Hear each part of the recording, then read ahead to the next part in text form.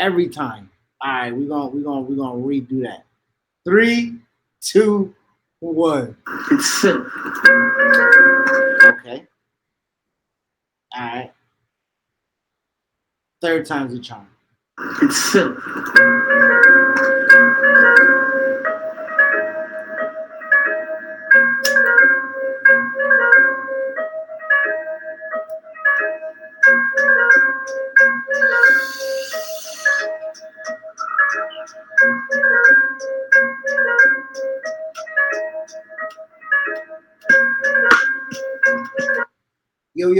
Yo, what's happening, everybody? It's Ida Most High, and I'm with my tag team partner, CT, aka Chitty Bang. And you are listening to the Underground of Press Wrestling Podcast, Regional Wrestling Podcast.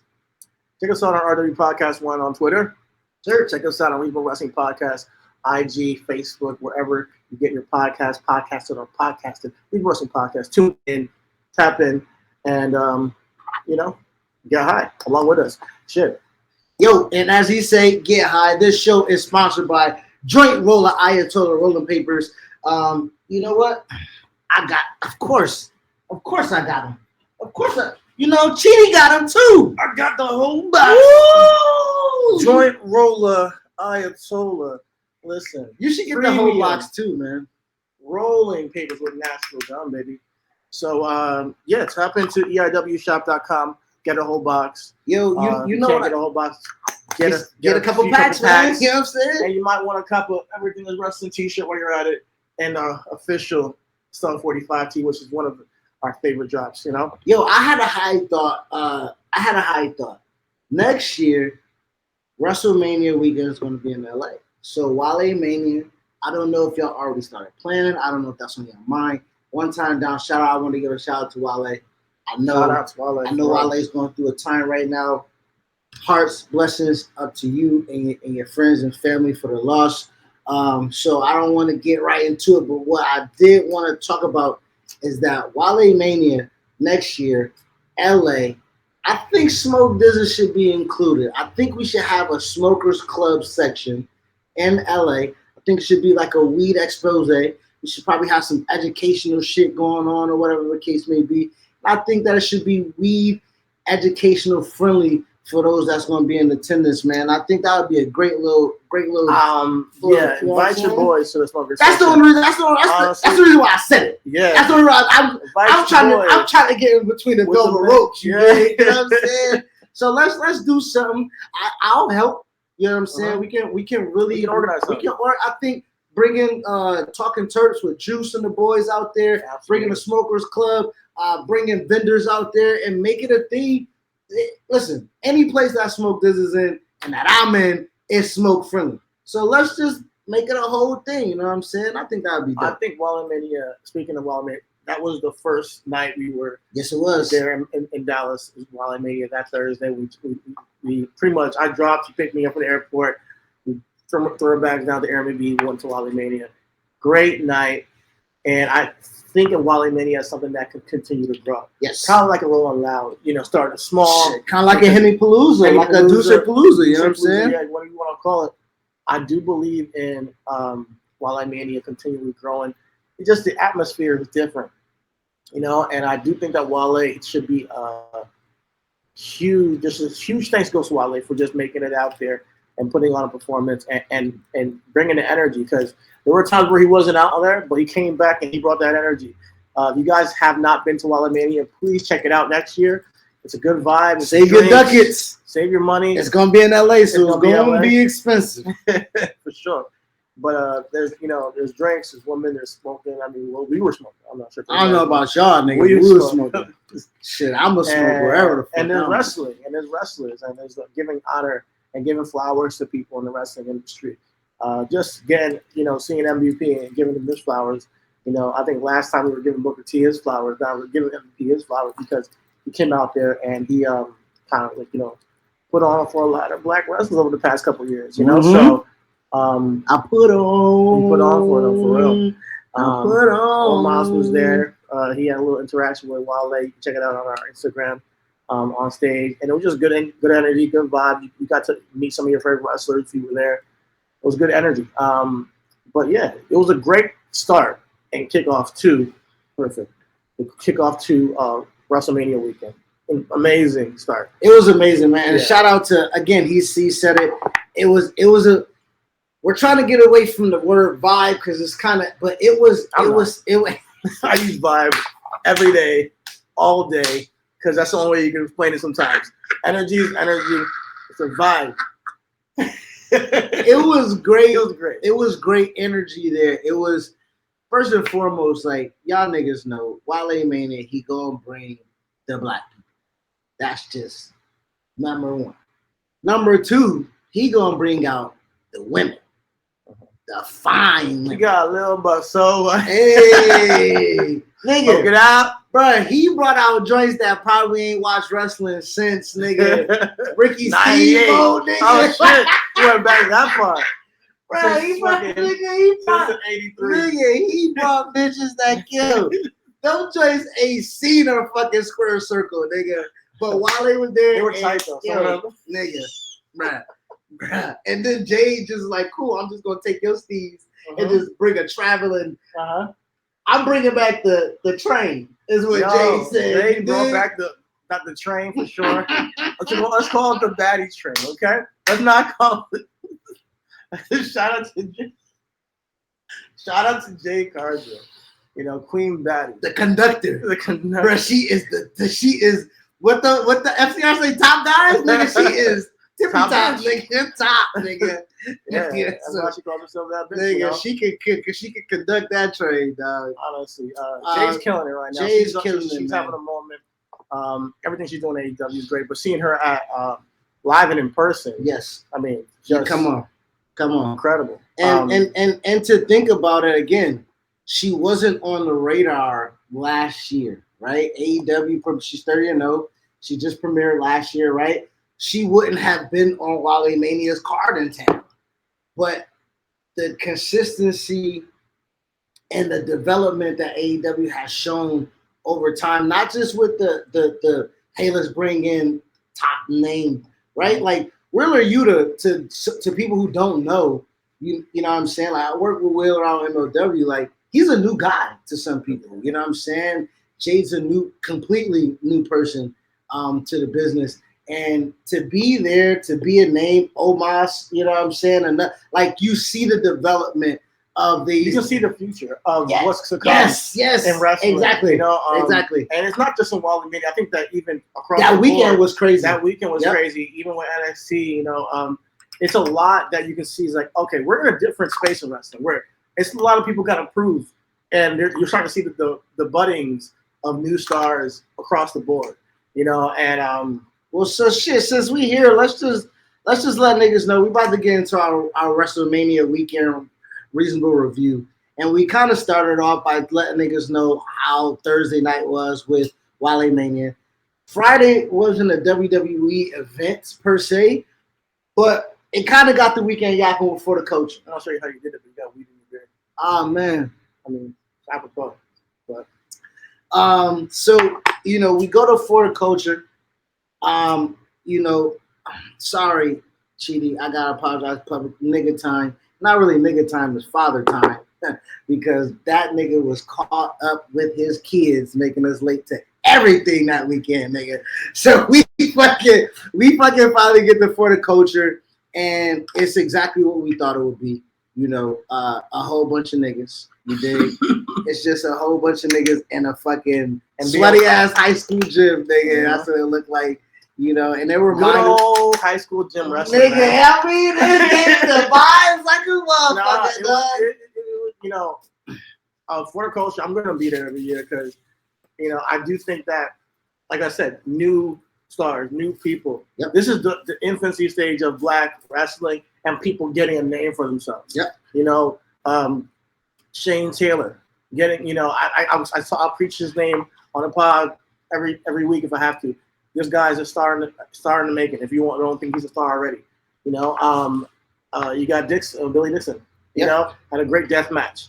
You know, on that. A great you know? death match with fucking Hoodfoot, who Yeah. I think Hoodfoot can take a leap away from. I know he's making his name right now in death matches, right? But I think that the progression of who he is and the performer that he can be, I think he can be someone that can be menacing without the franticness of a death match.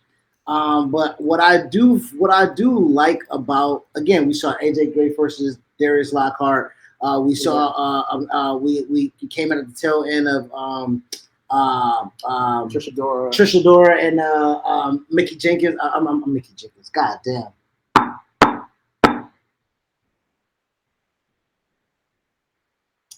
I'm drawing a blank of her first name. It's M. Jenkins. MJ?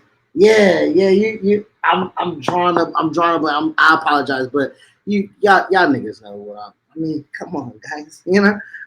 Memory is not the best. All in all, for the culture was for the. It was great. It was now, great. The atmosphere was different than last year in Tampa. Tampa had an outdoor arena, and I thought that's perfect for culture. But hopefully, we get that in LA. Hopefully, they can find an outdoor spot, parking lot or something, and do it for the culture. Niggas in a parking lot. No, a good ass parking lot. The high school parking lot, and go out there under the freaking moon and sun and just it was early actually. Wait, what time was it?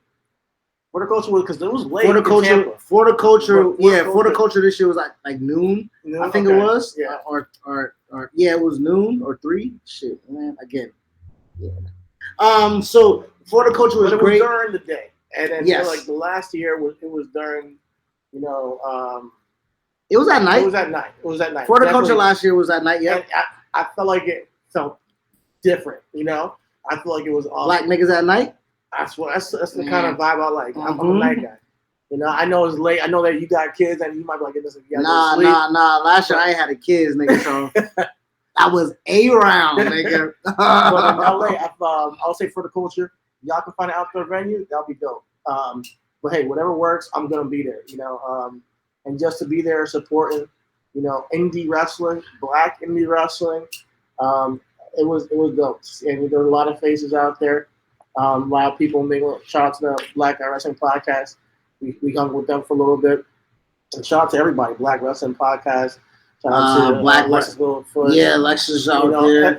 Honestly, all these people doing great things in the atmosphere or in the zeitgeist and the culture of wrestling and showing up. I think that's can't go. Because a lot of niggas be like, yo, what you doing? It's a lot of niggas doing shit. Like, period. It's a lot of niggas that's doing shit and trying to make it the best that it can. One time down for Tiger Driver as well, too. I know right now may not be the best of time. They're going through some things, personal and professionally. But we know for sure, one thing's for sure about them. They love the culture. They love the wrestling culture. They love black people. They love trans community. They love LGBTQ community. They are for the culture. And I love the support that a lot of people surround them with because they're needed. And that support around that person creates the tentacles that gives the other people fluidity to be like, hey, he's doing, I can do it. He's doing, I can do it type shit. So one time down for Tiger Driver, just wanted to let y'all know. Tiger Driver for sure. But I'm just glad people show up, and that's the thing. Like, this easy your money where the mouth is. It's easy to say, yeah, I'm for the culture, yeah, hashtag this, hashtag that. And then black wrestlers not draw show up, exactly, and then not pay for it. And niggas want a comp ticket. You know what I'm saying? Like, nah, nigga, pay that fee. Show up and and be there. And honestly, it was a good show. So, we got to see a bunch of people. Shout out to the Hitmakers too. Because they're making waves after leaving WWE, getting booked on that show. I think that. Find a way, and they're doing it. And they're keeping themselves relevant as a stable that didn't get a chance, that they know they have something already, From NXT, we saw the magic they had with Swerve. And then they should have made a lot of money on the WWE on the main roster, but to see them pivot now that they've been gone and not give up and keep the band together, I think it's special.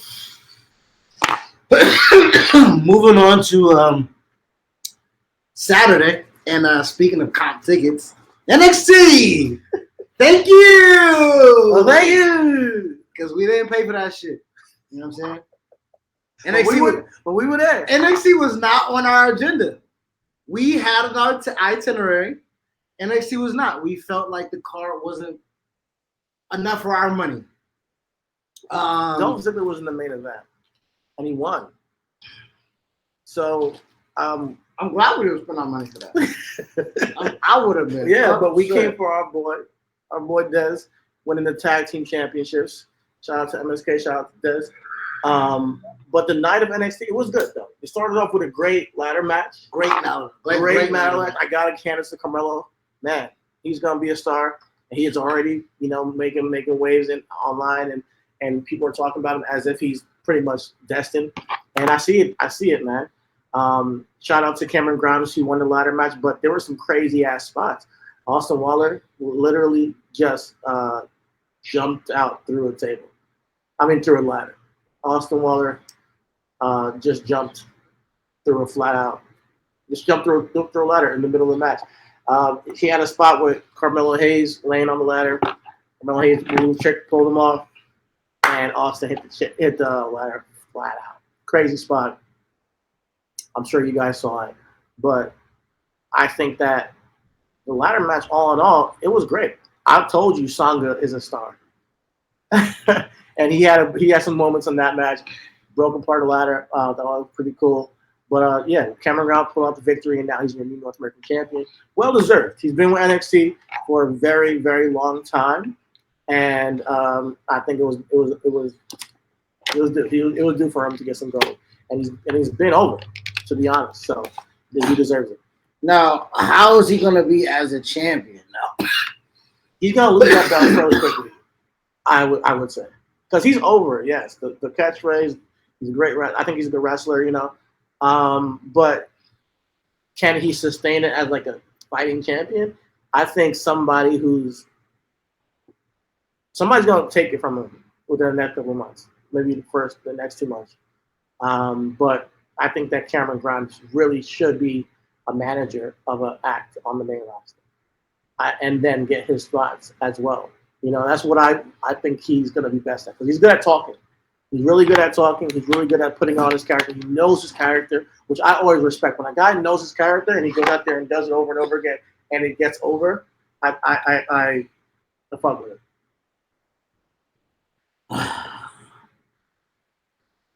Well, you guys on the audio side of the podcast will not have a full show because technical difficulties, and it will not be a reasonable wrestling episode if we did not have a fucking technical difficulty. But you didn't miss much.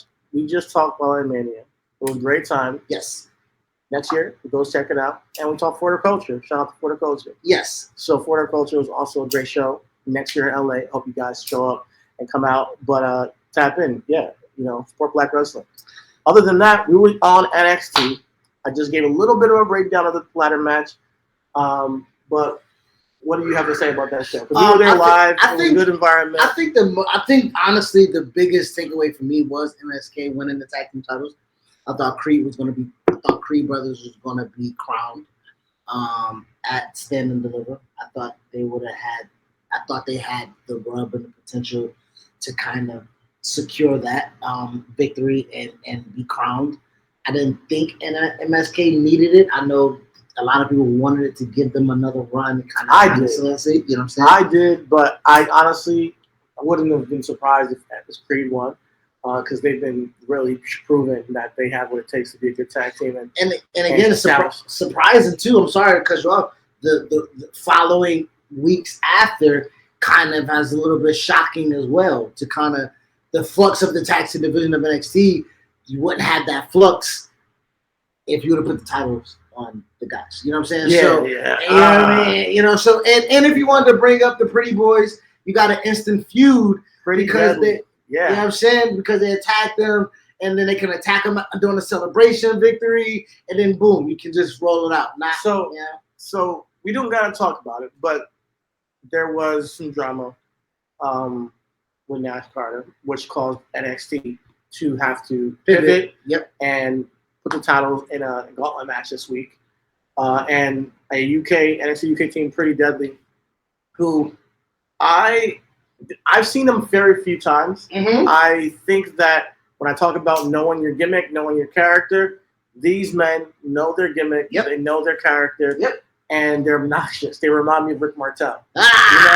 If you give me those Rick Martel vibes, you're doing something right because Rick Martel know how to play a heel. And Rick was good too. Yeah. Rick, I hate what they're wearing, like the Pretty Deadly dudes, and I hated what Rick Martel would wear to the ring. I'm like, why are they wearing pink? I love what they're wearing now because again, that the whole gimmick of them is, we talked. Okay, so quick, we back and forth, but then we knew this show was going to be like this. Yeah, we had a conversation off camera, off topic about how can wrestling tell more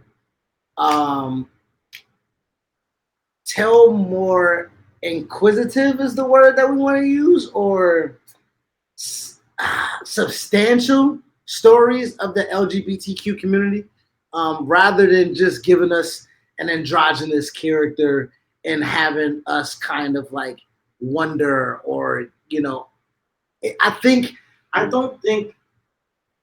that yeah, and I'll be that. I think when it comes down to telling more deeper stories to get over LGBTQ characters, and we can have a deeper conversation about that sometime. But I think that it's hard. But is it possible? I think we would have to talk to somebody who's part of the community, because you don't want to be offensive, and then right. And therefore, I don't want to be offensive to the Pretty Deadly because I do not know their sexual orientation. I do not know what the projection of what they're trying to present. But we've had Rick Martel, who's effeminate or shows metrosexual, flamboyant. Yeah, we have Velveteen Dream. We have Buff Bagwells, or the American Males. Yeah, you know what I'm saying. We've had a lot. Goldust, Billy Chuck. Yes, Goldust, like you said. Yeah. So there's a lot of things we've seen. But in this day and age, everything's so sensitive. Is it a possibility? Can you make a conversation happen with these LGBT characters and have them get over within that and tell a substantial story? Honestly, I don't know. I think that you can. Like I was telling you on the phone, I was like, Sonny Kiss, when he was tag teaming with Dustin Rhodes, he should have that should have been an angle. She should have. Huh? She should have. She should have. Oh, yeah. Excuse me. She should have. That should have been an angle. But that right there, even there's a lot of lost in translation, ambiguity when it comes to discussing the LGBT community. And I don't mean any disrespect when I say he or she. And I'm like, but you don't know until you see it on TV, or you don't know until you are faced with it. And we have Nyla Rose. They don't talk about it at all. Sonny and Nyla Rose can cut a promo a la what Lacey Evans just did on SmackDown and tell a story about their transformation, transition, transgressions, and be able to really ignite a genuine fan base behind it. I think that's missing when we are talking about telling anybody to do something that they're not comfortable. Yeah, of course. So I think that goes into it too. But I do think there's a place for them to get over it. I think that with Goldust, what he did with Razor Ramon and Scott Hall, sold everything Goldust did that was making him feel kind of weird, like they'll do a move and then like touch his chest and then make him feel like, that's playing into homophobia. Granted, can you do that in today's era? I don't know, but maybe your people are too sensitive and they don't want to show that on TV. So, but it worked. Got over Goldust's character. Without Scott Hall, doing all that, would Goldust have worked? I don't know. But he had the wig, he had the makeup, but he also had Marlena, which is like, man, what is this guy all about? But that also gives to, right, we talk about the Boy George, the David Bowie, the Princes, right? The niggas that look like bitches that would get your bitch. You know what I'm saying? And you don't really know what to do with that. But those, again, when you talk about, right, because that's a male sensibility. Male sensibilities can be, I can get with it, but I ain't with it. We talking about Sonny Kiss, who completely is using a different set of pronouns. We're talking about Nyla Rose. We're talking about things that are against the grain as far as having a very stimulating intellectual conversation around it. And I know that wrestling is very surface, and I know sometimes kids watch it and all that. You don't want to, go too deep with a storyline, but I'm just talking about from the standpoint of getting them over as Yep. of characters. Yep. Because you can like them just because of their wrestling ability. But I think what attaches people to wrestlers is when you tell a story that is blending fiction and reality, like what they did with CM Punk and MJF. What Natalia did this week on NXT. When you can tell a story that's a little bit of blending, what happened in real life, because it comes from a real place, and it gives the performers the ability to potentially, show more authenticity. But you can only do that when they're ready.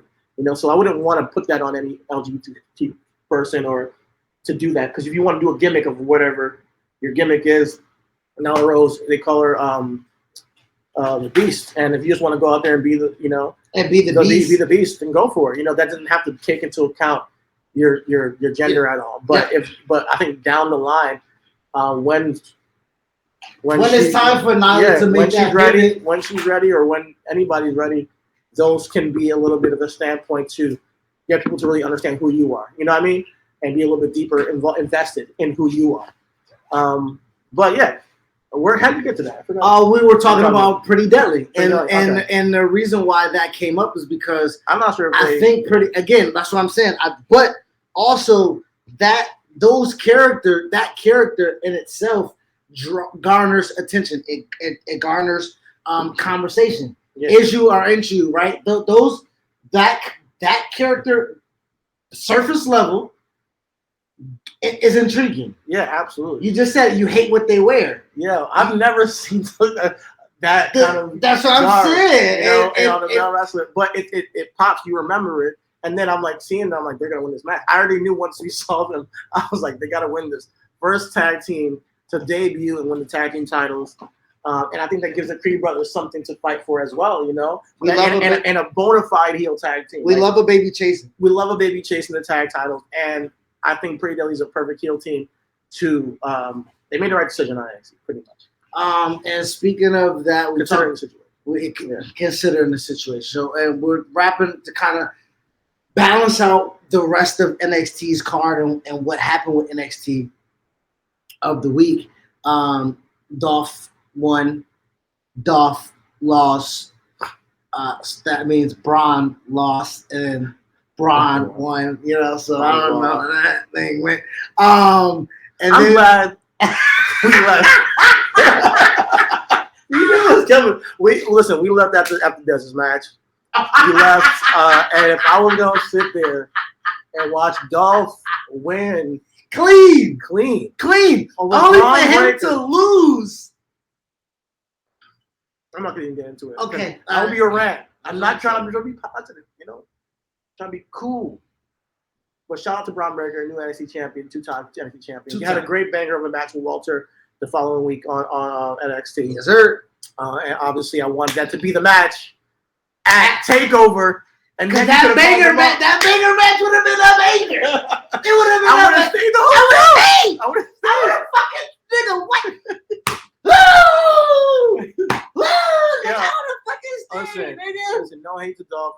He's a great worker, but that's not what I want personally on TakeOver. So, but then we got to see Walter on the show on NXT, and now he's called up to SmackDown.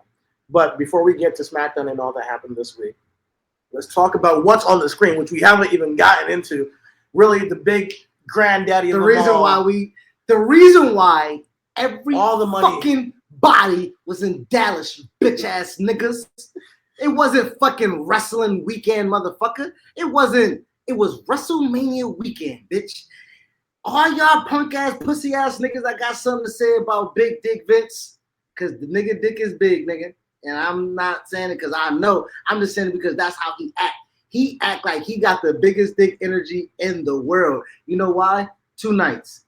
WrestleMania, Dallas, Jerry World. Over 70,000 people back-to-back nights. Come on, man. Nigga, come on, man. Come on. All of those fucking indie shows put together wasn't a night at WrestleMania. All weekend. That's not even worth being said. I mean, you know that. But I'm just saying. That's what I just want niggas. I just want niggas to know why y'all got on the plane. I want niggas to know why y'all motherfucking drove down. I want niggas to stop fucking acting like it a WrestleMania weekend, nigga. You called off your work for Mania weekend, nigga. Mania. That's Vince shit. Vince shit. Most of y'all niggas, I only came out while they made it ROH, and I went home on Saturday. What you do Saturday night? What you do Sunday night? You watched, nigga? Listen, it's a big time for wrestling. It's always going to be a big weekend for wrestling. The biggest weekend, Shout out to man. Vince for making WrestleMania. Let's bow down to him. Thank you. Once again. Thank you. Over and over again. Thank you. But I appreciate it. Even though this is the 38th WrestleMania, and I believe that my big takeaway with it is that we're going to see a lot more celebrities on WrestleMania. And it's not a bad thing because every celebrity match was actually pretty damn good. You know? But for me, I do think I see a change in this year's WrestleMania from where WrestleMania used to be. Because we had 3 celebrities come in there and actually perform well. Bad Bunny ruined it for everybody who likes professional wrestling. I'm going to say it right now. Bad Bunny came in there, stole the show last year. And from this point forward, they're going to try to pick up any act that can have can actually maybe work a match in wrestling and do well. Not even just anybody can work a match. If you got a punchable face, if you like legit famous and can just bring a new set of 2 eyeballs, which that's what the purpose of those things are, right?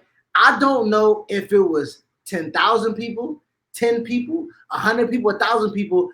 Those are times 2 with eyeballs that came to that product because of a celebrity. And you can't be mad at that. The exposure of the business happens because the celebrities come through. You can't be mad at that. I think that it worked. I think the spectacle of WrestleMania. Wow, we get to have celebrities in a wrestling match. Now that's what's gonna. And we have one big main event. That's the priority. It's gonna be one big main event. And now you get to see your pop culture figures come and do what we do, And is it a bad thing? Is it a good thing? I don't know. You guys tell me, because this is very subjective. Some people loved every celebrity match, and I gotta say, I didn't hate them myself. I didn't want to see Mr. Johnny Knoxville go out there and have a match with Sami Zayn. But when they bring the whole Jackass cast and they do all those bits and spots, I'm like, all right. I can't not like this. Like I can't not. Or when Logan Paul hits the 3 amigos. Yeah, but he's a heel and he's a real life heel. So if they can pull Conor McGregor next year, they'll do it. And he'll go in there and do something heelish too. But I believe that it gets more publicity. I don't think that it brings more eyes saying that I'm gonna buy a ticket to WrestleMania. I don't think the people that are in the arena. I think it's pro WWE. I don't think they're coming there because of WWE. I think that what's happening is when you go to the network or go to Peacock, people might say, "Oh my God, Logan Paul's wrestling. My kid loves him. Let me get Peacock." And that matters. It does. But Jackass is there. Yeah. Let me get Peacock. Yeah. And I think that's what's happening. Not necessarily. The ticket sales don't necessarily equate. YouTube numbers matter. Metrics in general. Yeah, just numbers on social media hits. All that is just brings your notoriety. We're in the information age, so we can just clout. And man. I think they just bring clout. But I think we've had this conversation before. You said it's the 38th WrestleMania. Number 1, the first WrestleMania had Mr. T in the main event with Hulk Hogan, Paul Orndorff, and Mr. Wonderful and Roddy Piper, right? But no one who's a wrestling fan is like, that was a great match. And that's what my argument was. It's like, and I know maybe that's not the place where I should come to get it. Maybe WrestleMania is not the place where I should come for my favorite wrestling match to be on the stage. But I don't think it's never been that. I'm sorry. I think that I always had a Bret Piper or a Steamboat Macho Man Randy Savage. I've always had a match or even a Shawn Michaels Bret. And I think that's what I liken to my type of wrestling. But you got that.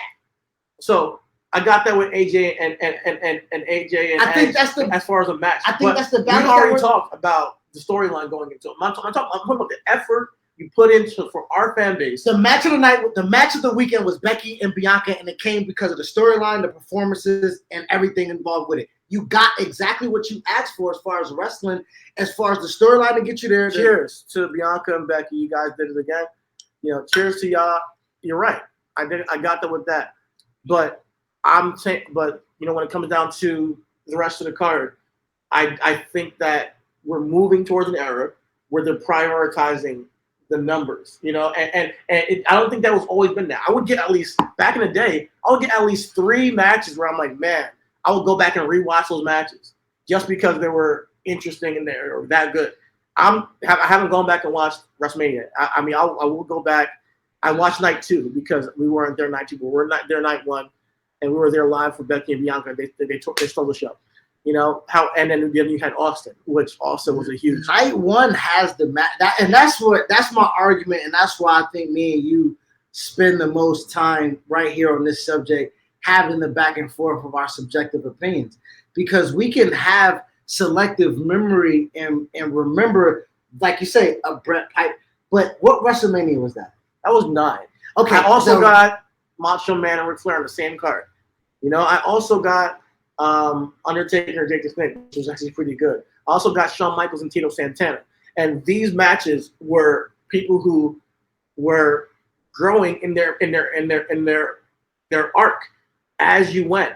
And I think that a Damian Priest WrestleMania moment shouldn't be him just standing outside the ring after being U.S. champion for the majority of last year. That's my argument, is that Finn Balor should have a problem in his face. And this is just my argument. I think that Johnny Knoxville, Logan Paul, and even Pat McAfee to a lesser extent take those people's spots. And that's what we're going to see more often at WrestleMania. Now, they might get a WrestleMania Backlash match, but is it the same thing? That's what I'm saying. Well, and my thing is that here we go. We're talking about the Super Bowl of wrestling. You dig me? Like, a lot of people didn't want to see the Bengals in the motherfucking Super Bowl, but you can't book that shit. They tried, but you talking about the Super Bowl. We got LA Rams, and they can literally just like, please give me any fucking body else but the Bengals. And I get you with that. Give me anybody else but Logan Paul. Give me anything else but another celebrity match. But when they're good. No, absolutely. It's really hard. You can't knock the Bengals because they're a good tag team. I can't knock Logan Paul when he comes out there and he puts on a performance. I can't knock Johnny Knoxville when he comes out there and brings a big ass smacking hand. I can't knock him when he does that. And obviously. And I know we're picking on recency bias, but I think even last year with just Bad Bunny, they didn't have a lot of celebrity. I appreciate that though. It was actually a good show. And there was multiple things I took away from that match. I like last year's WrestleMania, me personally.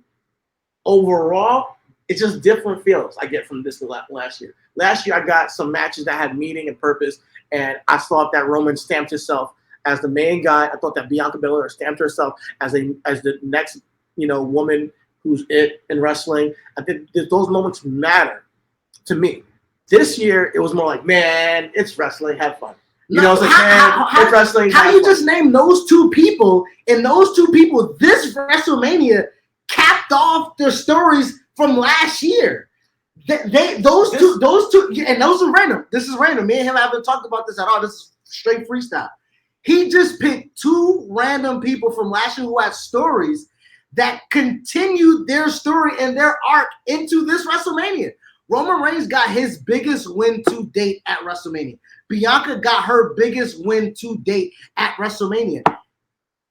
And that happened with celebrities also. I think that we're talking about 2 different things. I'm talking about Bad Bunny is one act, and I'm going to be honest with you. Bianca and Becky is great. It wasn't greater than Sasha and Bianca to me. It was great though, and then that doesn't take any more from the greatness. Also, Roman, that's not an argument. To me, Bryan Danielson, Edge, and Roman beats that match with Brock Lesnar by a mile. Lapsing completely. So I think that when I come to match quality and the build up to the match and then what it delivered to me as a wrestling fan, I think this WrestleMania I'm not saying it's a bad thing. I think it's a different vibe. It's a different, and I'm going to keep using that word. It's a different feeling when I was there, and being there live too was awesome. But this was more like, man, we got Austin back. oh, we got to see Jackass have fun in the ring. It was entertaining. It was more entertaining. Logan Paul, he actually performed well. You know, we got Vince McMahon. You know, it was hilarious seeing this man come out there and kick Pat McAfee's ass. I thought it was one of the after he had one of the most grueling matches on the fucking card. God. But I think also to what you're talking about though, and like you said, you started off by saying it's only going to quote unquote get worse or it's only going to get better. Next year we're in LA. Next year they're already projecting Rock and Roman, right? Like next year is going to listen. You know, LA, they're gonna bring in freaking Reba McEntire to have a match. they're gonna bring in no. What they're gonna do is they're gonna try to get Cardi B. If she's not, you know, pregnant. Shit. And if it's up, it's stuck, nigga. They're gonna get Conor McGregor. Nigga. And that's gonna be the big. Listen, they're gonna get they're topping it every. Kim Kardashian back. And that's what I'm saying. Bad Bunny's the biggest artist, period, in any genre. So you get him the WrestleMania, that's great. You got Logan Paul, who's the most divisive person on social media. We're talking about hits and metrics and stuff like that. That's a hit. We're talking about nostalgic aspect of Jackass, bringing in Stone Cold Steve Austin, the highlight of the 90s or 2000s. That's it. They give you pieces of everything for everybody. Like you said, it's a pop culture show now. That's what I mean. A wrestling show versus a pop culture show. But wrestling is pop culture. Wrestling is pop culture. Absolutely. But I'm talking about Finn Balor, for instance. The way they can use a character like him to have a WrestleMania moment, those are people that are going to miss out on these things moving forward. I'm not saying that's a bad thing. I'm saying what you can expect is more celebrities if it works, and it worked. And I'm not saying it's a bad but thing. We always call off seasons though. We also talk about everybody can't have a moment. You can have everybody have a moment, but everybody can't have a moment. Not every single year. No, absolutely. But I'm saying like this. The more this happens, the less that happens. That's what I mean.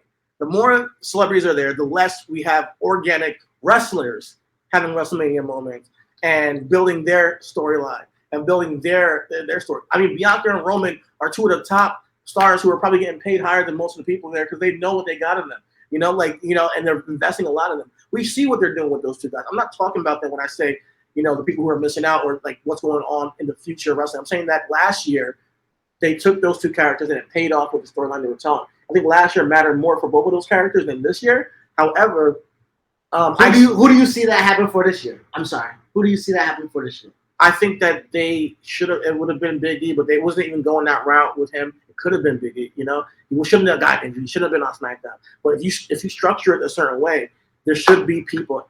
Bobby, I think, you know, did great. Drew, there's a lot of people. Bobby and Drew did last year. I think Sammy got a moment, which is great. Obviously, Sammy got a moment. Yep. You know, but you know, there's other people, you know, that missed out this year, and hopefully they get next year. But there's never a guarantee. You know, and that's what I'm saying with the celebrity thing. It's just a give and a take. You know, it is the way it is. When Roman faces Rock next year, if it happens, there's nobody else that's gonna get that WrestleMania main event match.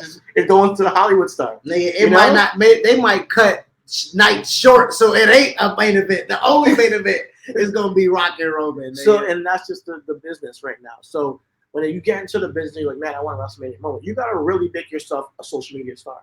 You really got to make yourself more than just a wrestler, more than, and they're looking for superstars. But obviously. That goes to a great point. Wrestling ain't just wrestling. I ain't coming to motherfucking see niggas. I ain't, right? I ain't just coming to see a clinic because clinics are available. Nigga, walk the corners to CVS, Walgreens, clinics everywhere, nigga. You go to spectacles to see a spectacle. You only go to a hospital for a reason, nigga. You go to a clinic all across. You go to a hospital for a specific reason. We're going to WrestleMania, and I think from 1 to 38, you've seen it, right? 1 to 38, you've seen it. And you mentioned WrestleMania 9, was a great card. It wasn't. A lot of people will tell you that WrestleMania 9 was one of the worst WrestleManias, and that's what I'm trying to say. Like, I'm just one person. Like, that's my take on WrestleMania, and I still had a good time. I'm not gonna say it's a bad thing. I still had a good time. It's just a different feeling for me. But I do want that like moment where like Bianca and Belair. I don't think I had that moment this year with you know what we had last year with Bianca. Well, it's hard to. It's always hard. You can't organically make history all the time. You can't. That was a manufacture that. Yes, that's unless you manufacture Well, That was well, I can understand that, but we talk about some of the things that happen organically that they have to manufacture. Kofi, they have to manufacture that because it's organic. Daniel Bryan, you have to manufacture that. I guess it's Cody, if you want to say that. Again, that's what I'm saying. So things happen for reasons within the reason of things happening. So again, we're talking about, like you said, you're just one person. I'm one person with one podcast. Other people, you know what I'm saying? But I do believe that making it 2 nights also gives them the ability to, like you say, they're not supposed to miss the mark of not having a U.S. champion and an Intercontinental champion not on WrestleMania. You can't do that. It's inexcusable for you to do that. Yeah. That I think I'm not going to argue that, but I do feel like that. Hey, we got to bring these niggas back. We got to bring these niggas in. That's why I say you're gonna be doing that. Unify the titles. You guys have too many titles, which I'm glad we're starting to see that they're taking my advice and they're doing it. Roman Reigns beat Brock Lesnar. It's the biggest win of his career. He is now the Universal WWE Champion, the unified, or the undisputed Universal WWE Champion. And now he set a hit out on RK Bro. Yes, he did. And he told the Usos, I want those tag team championships with the Bloodline, which is what I fucking wanted in the first place. And this is what I'm saying. When you see the structure of how WWE builds their company, and you see the talent they have on the roster, and then you see all the titles they have, and it's a stacked roster, and then they'll bring celebrities for WrestleMania, what do these titles mean? Nothing. They're just to say, hey, hold something for now. I've been told you got that consolation prizes, though. But it does. But it feels a lot different when you're in the main event in a WrestleMania and having a tag team title match on WrestleMania than when you are on SmackDown in a Battle Royal. You know what I mean? Or you're on Intercontinental Champion is Ricochet, and we don't know, and he didn't do anything. So it's a thing where it's a lot different when they treat you as a jobber or an act while you're holding the title. So you might as well just unify all the titles. Tag team championship, the women's tag team championship, it's already fine. You don't need to do nothing with that. Unify the United States Intercontinental Championship, and just have at least one person, so you know the best mid-card guy holds that belt, who has the best matches, who can put on a clinic on WrestleMania to start the show or middle of the show. And that's what I'm thinking it should happen moving forward. And maybe start the tag division being unified is the start of that. Because I'm telling you, there's not enough tag teams for them to have a really good tag division in WWE. So I'm glad they're doing that. With that being said, we can roll into the week that was of WrestleMania that happened, because we had a lot of things to follow up, right? At the WrestleMania after, I'm sorry, the Raw after WrestleMania, Cody makes his debut. He sets the mark for what he wants to do on the bump. That follow Wednesday, or I'm sorry, that follow Monday, cuts a promo saying that he wants to have WrestleMania. So let me ask you, because we were talking in the car. Correct. Go ahead. While the freaking Nikon was sliding all over the dashboard, and he was like, "Hey, why did Cody come back?" And he's having a whole fit about how he didn't say what he said. He didn't. Yep. Go ahead. The energy, the vibe that I put out. I told, and we got behind the scenes. That's shouts out Patreon. We got that. That's something that y'all should have had day of. When we did that, we got that. I said in the car, I was upset because Cody's premise of coming back was not clear from the simple fact that he didn't say what he said on Monday until Monday. But I'm fine with it because he said it. It came out his mouth the way I wanted and needed for it to come out, for me to kind of sink myself into why he came back. And he said, my daddy had that belt.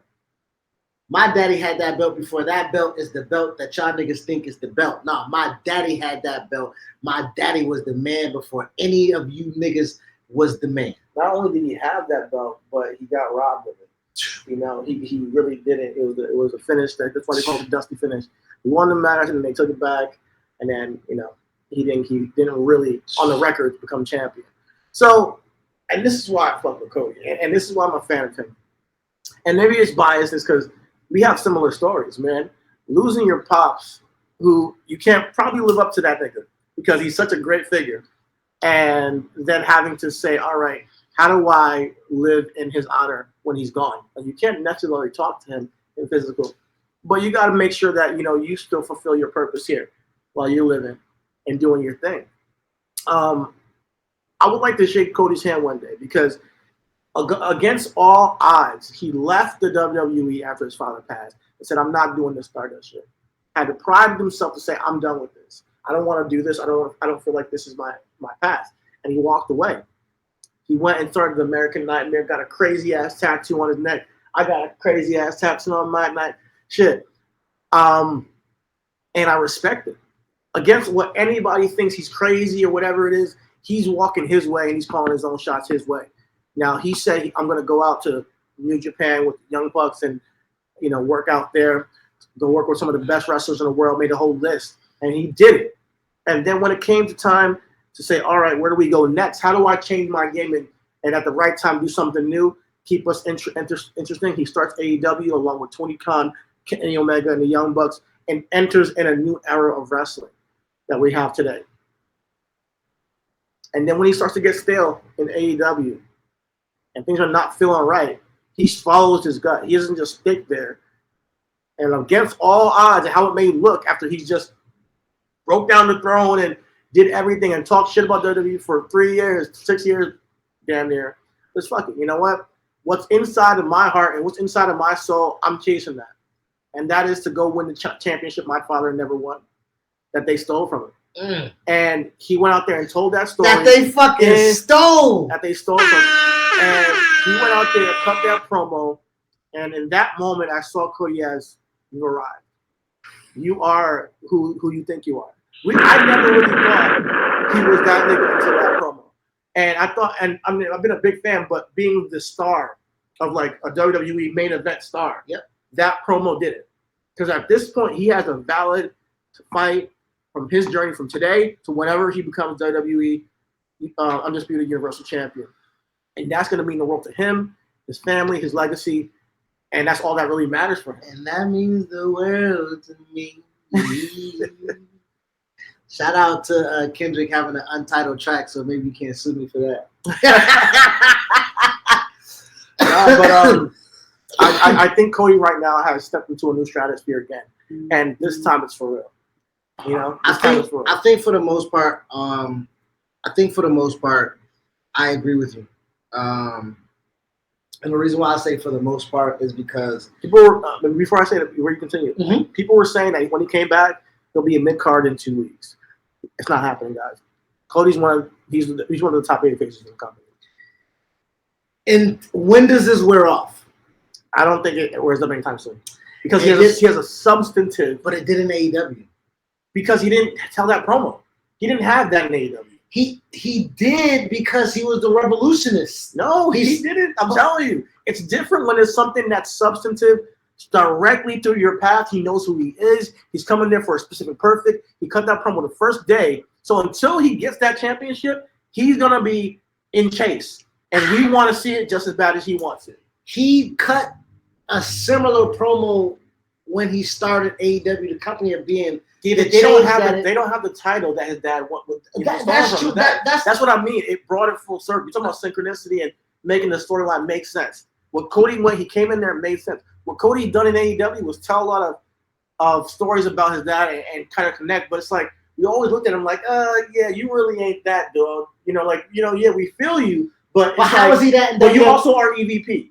So you always had that EVP thing in AEW. It was like, you're EVP too. So if you became champion, it don't mean nothing because you're a boss. You're a part of the administration. You're a shot caller. So that's the difference with him being WWE. You said he wasn't calling a shot by going to WWE because now he got a boss again. No, he's calling his own personal shot, no matter how it looks. Listen, I'm going back to New York. It may not look like I'm calling my shots, but I'm calling my shots for something that's deeper than what I'm trying to accomplish in life. And it's reasons behind what he's doing.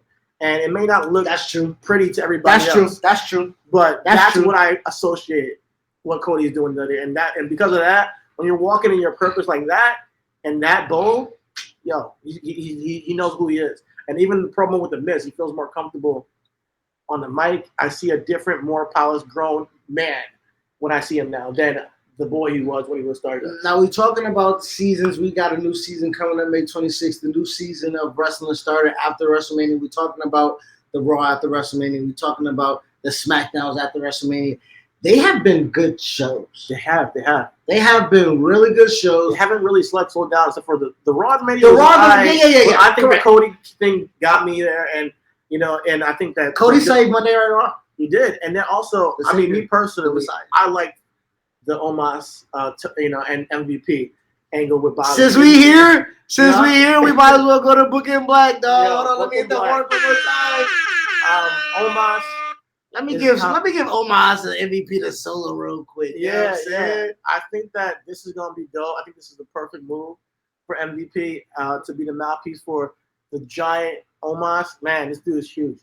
I think that when it comes to this, just like he took Bobby to the championship, this could be what he does for Omos as well, as far as teaching him the ropes of being a singles competitor, a single star that can get over. And with him and Bobby, I think that it's a perfect matchup. It's a match made in heaven because they had the match at WrestleMania. Bobby got the victory, Omos first loss. Bobby kept his strength, but now he's coming back to get his revenge. It's revenge. And I think Bobby's that revenge. when you have that match of Omos versus Bobby, you really can't tell who's going to win. Going into WrestleMania, I didn't know who was going to win. And I think that when you have two, look at them, they're giant men. They're giant, both of them, they're massive human beings. Yo, Omos made Bobby look like me out there, nigga. You feel me? Nah, but this is how you put a big man over. This is how you get a big man to take the next leap. You put him in the same ring with a main eventer that's a bona fide champion, that's been a bona fide champion, former two-time WWE champion. Yep. Bobby Lashley. However, United States champion. United States, all that. ECW champion. But the next time around, Omos got to take the victory, man. Oh, yeah. Omos got to get the W. Yeah, WrestleMania Backlash. Omos got to get that victory.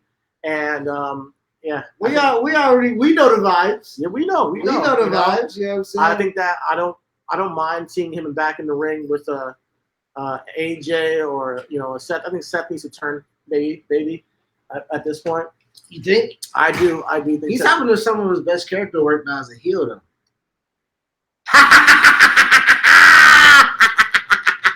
Baby. There's only so many times you can laugh and dance down the ring. And so it's like, okay, and lose a match. Whoa. I mean, we were lit at WrestleMania. We had it. It was dope, But I believe there's only so many times you can do that until you have to change your gimmick up, especially when you have people like Cody coming in. Omos is getting his spot now. I think Seth and Omos would be David versus Goliath. And I think that'd be a great, match for Money in the Bank or WrestleMania, or SummerSlam coming down the line. Basically, what I'm saying is Omos needs victories over main event talent right now, and it starts with Bobby, unfortunately. Nah, I think Omos wins the United States Championship. He takes it from Finn. I mean, that's MVP is the greatest United States champion of all time. All time. We talking WCW, talk about WWE. Omos, WWE. though, just go after the big dog. Like, that's the thing. It's Omos versus Roman is For him to lose. He will have to until he wins again. Like, until he gets over his act. Because honestly, Omos is just popular because he's big. That's really, I think that's his thing. When Omos gets more character, that's when he can take that title and really bring something to the show. Well, the thing about so to piggyback off of it, your booking block said he needs to be against main event talent. Seth Rollins is a main event talent, but he's a mid card. Because if Seth Rollins, upper mid card, listen, Seth had his moment in the Sun against Roman, and yes, if Seth turns baby, Seth and Roman can go. You feel me? But we ultimately know it's only going to be about the story with the challengers, with Roman. We know he's breaking whatever fucking record they can have him break with that championship. We know this. We know Roman's going to be champion from this WrestleMania to next WrestleMania, and that's going to be 3 straight WrestleManias and Simba's champion. That'd be crazy in this era. We know this. 365 times 3. Just go ahead and do that math, and that's however long that nigga gonna be champion. Man. So I don't know. it don't matter, and that's why I said Omos. You can't say you can like even Cody. Cody can have again. Cody can be the guy to topple Roman after he loses the first time. Cody can take this Omos role. Cody can try gimmick, and Roman can be like, come on, Island Rebels, I'll bring you to the Island Rebels, and I'll treat your father how they treated my father, nigga. I'm gonna treat you how they treated my father. If Roman gets to talking shit about Brandy and his daughter, no, I ain't with all that, nigga. I ain't with all that, because we ain't finna bring no wife in, nigga. I mean, if Rhodes talking about dynasty family, this is Rhodes versus the Anoa'i. Then we ain't gotta do no kids, What? nigga, because Not the kid. Ain't that Brandy ain't. Listen, this is YouTube. Not the kid. Not the kid. But if he can talk shit about the Rhodes family and say they jelly ain't shit, because they ain't. It's just your daddy, your androgynous ass brother, and you, the little brother. Pussy niggas. That's what my nigga Roman should say. I'm with that. That's what I mean. I'm not saying definitely talk with shit that. about the baby. I'm saying that when it comes to saying, listen, you guys and your family lineage is not mine. You know, and that's pretty much a story I would tell. But this is booking Black Omos. I do think Omos is a future WWE champion. He's a future WWE champion, I but think he is his future will be. You just said a lot of people think Austin Theory is going to topple Finn. I think Finn's going to get his comeuppance. Austin Theory will be able to move around and be able to. Austin Theory and Ricochet really should be the feud, honestly. Both two non-charisma having ass motherfuckers. That should be the feud. Just go ahead and have bangers and no talking. No, over there, I think you know Austin Theory has charisma, but he's just like he's a heel. He needs to talk more and talk more. He needs something to talk about, and that's a championship. And once he has a championship, taking pictures with that, that's it. You know, he lost to Pat McAfee. He loses all the time. You can't talk, take pictures, and lose all the time. He needs a big win, beating Finn ass. big victory. Shit. What's with that? I don't get it. I don't understand it. But with Omos, what I see him as, he can't be Austin Theory for the championship. He gotta be Finn. Yes, absolutely. And that means that Austin gotta take a back seat and go out to Ricochet. But booking Black, if I'm having it my way, Yes, I would book him in matches against the Seth Rollins, the AJ Styles again, having Randy Orton, take Randy Orton out at SummerSlam, and then say, "Yo, Roman, I'm coming after you." that'd be fire. And I would have Roman come after him. He can come after Roman for like maybe a Hell in a Cell match or something, and that would be crazy if he didn't win the Hell in a Cell match, but he had a great Hell in a Cell match with Roman. That's why I'm booking with Omos. Good shit, man. I'll rock with that. I want to see Omos in a cage. I'm saying. So who's the baby? That's what I'm saying. Turn Omos baby right now. How you turn him baby, man? That's what I'm saying. He's right now. You gotta jump. He's literally one of the biggest heel in the business. And he got MVP. Who's one of the. He's the best mouthpiece in the business. I know Paul. Outside MJF. Nigga, what? I'm telling you right now. He's the best mic in the business. Who's better than MJF? I'm biased and real right now. MJF is talking that shit. And every time he has a mic, that something new comes out, and it's always gold. That's my subjective opinion, and I get it. He's not black, but he's killing it right now. He's killing it, and he can be second. But listen, and even I'm being stupid by saying Paulie is not the best talker in the game. But conviction, wrestling wise, like, I mean, what am I talking about? You know what I'm saying? Like, the absolute best talker is Paulie.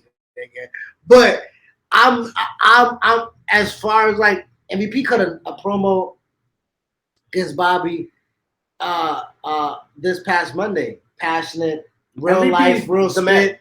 We all know. Yeah. This is what I'm saying. With him and Omos is a perfect pairing. Yeah. He's gonna be able to take Omos to the next level. Yep. Just like he did with Bobby. Yep. And I'm just excited to see it happen. I saw him at LA Do you Mania. think they reformed the Hurt Business with Cedric and It's so sad. Shelton? And have So sad. Omos? I got my shirt. And it's just every time I see it, I'm like, man, what could have been? Because this is really Like they made it happen though, and what we got with her A unified championship match between Bobby and Roman, and a unified championship match between Shelton and Seth. If it was the Bloodline versus the Hurt Business, oh my God, Survivor Series would have been crazy. Survivor, nigga, fuck Survivor right now. Right now, it's not no, that's what I'm saying. If they had Bobby, strong champion, beat Brock, get rid of Brock. Or fuck it, they just had a triple threat of Brock, Roman, Bobby at Mania, the biggest unification, literally the biggest match in WrestleMania history for the unification title, and then once whoever loses, let's say Roman wins and Bobby loses, and Roman's like, I want you to go take that fucking titles over there too, and then boom, and then that's when you break up the Hurt Business or whatever. It would have been fine. But at this point. I think you just keep Omos and MVP together as a duo. Okay. And I think that Bobby needs to be buying stuff as well and take his face run. And I think Bobby versus Roman is sometime down the line. Bobby versus Roman is awesome. It's coming up soon. Yes, sir. So I'm there for that. Before we get off of WWE content, because we really wrapped up everything from the weeks that was NXT, Raw, SmackDowns. There's one thing that we need to discuss because it's just out of pure disgust of what they're doing with this person, this title, this division. And that's the SmackDown Women's Division. Charlotte is handicapping that SmackDown Women's Division and title. They got me back though. They got me back this week. Okay. A submission match is what it should have been. It should have been a WrestleMania submission match. Like, that's the thing. Like, you guys are too late. Like, why do you have okay. Is it too late or are they giving them time? They're giving them time, but, like, the WrestleMania match wasn't it. I'm going to be honest. It's not one of Charlotte's best matches. Ronda Rousey could have done better, too. It was cool, you know, but the submission match is where the story was at. Now, seeing a submission match between Ronda and Charlotte, I think at WrestleMania. And then have that psychology going on. Yeah. Somebody got to quit. Somebody got to tap. You know, that and Charlotte already tapped Ronda, you know, on SmackDown a couple weeks ago. Is it a submission match or I quit match? Oh, so I quit match. It's even crazy. You know, so you guys say you quit. And that's tough to have at Mania. Yeah. That's tough. That premise is tough to have at Mania. Why? Because we've never seen it at Mania, right? We've never, and I think also Ronda Rousey has to say I quit. Sean Fair, one of those two. I think that is a good angle. I think at WrestleMania, somebody got to say they quit, and then you know, she can go the whole thing of like, yo, Ronda, you quit UFC and when you quit WWE, like that would have been amazing going into WrestleMania. So it's just like, come on, guys, and hey, Charlotte, I'm giving it to you. That's a line you can use this week. I'm giving it Come on, tomorrow. Go ahead, use that line because it's facts. You know, like, you listen, I'm gonna make you quit WWE just like you use if you quit the UFC. So when it comes to, like, you know, the women's division, yeah, I think that they're trying something with Charlotte. However, you had a high take. However, this is what I think should happen. You put Charlotte in AEW. Give the title to Ronda. And Charlotte, I'm telling you, whenever your contract is up, go join your boo and change the wrestling industry on its head, kind of like Cody Rhodes is doing right now. And this is what I'm saying. Like, if it's not Charlotte, I'll say this real quick, and then I'll go back to Charlotte.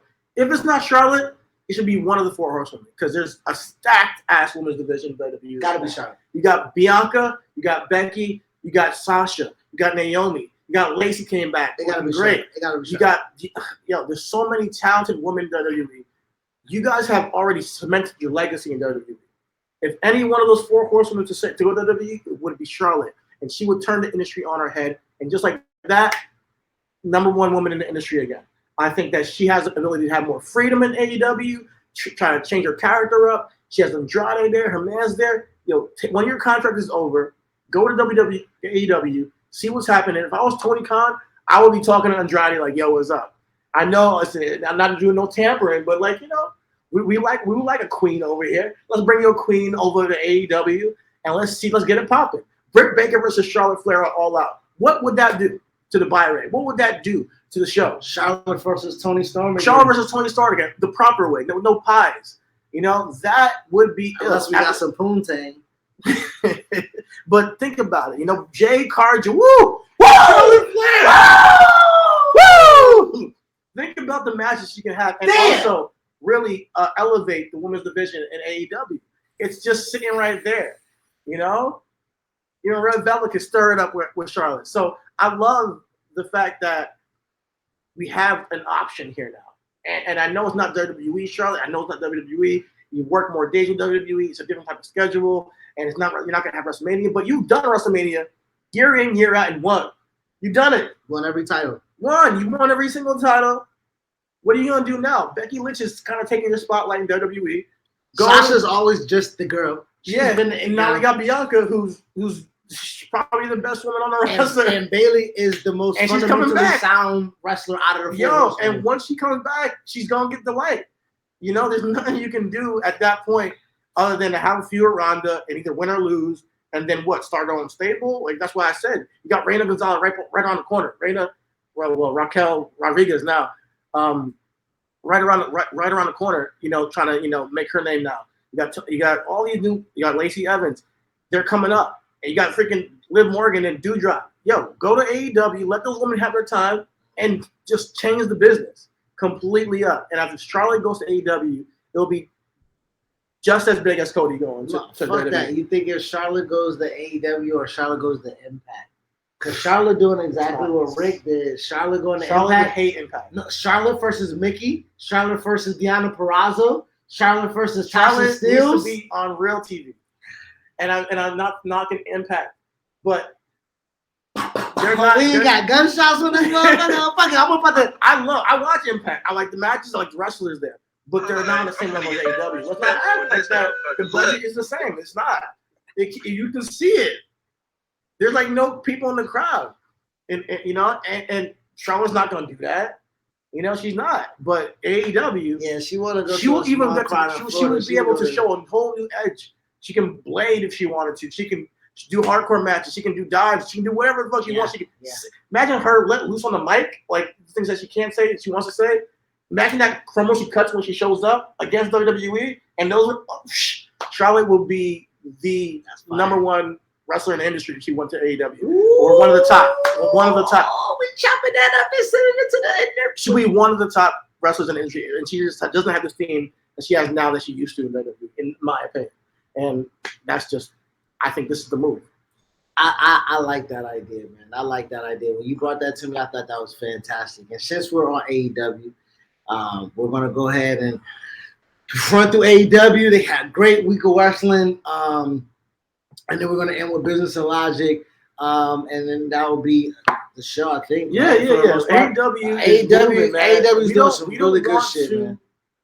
Just because the WrestleMania just happened, we don't want to not highlight what AEW's done over the past couple of weeks.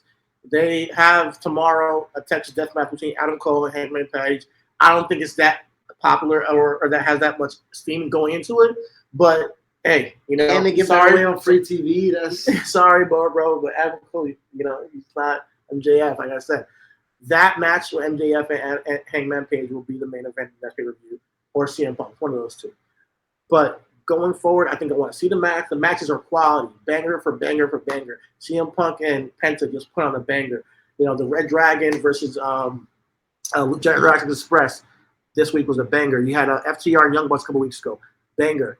And what we're seeing now is the evolution that with Cody gone, they're really, and not just even before Cody left, AEW just knows how to build and highlight young talent that you've never seen before, and they know how to build their stars. But we complain about WWE not building stars, which they do. We can debunk that anytime. But AEW is now doing it as well, building new stars, showing that, hey, these person that you've never seen before, we're going to make you feel them. We're going to make you interested in them. And AEW is doing a great job of it.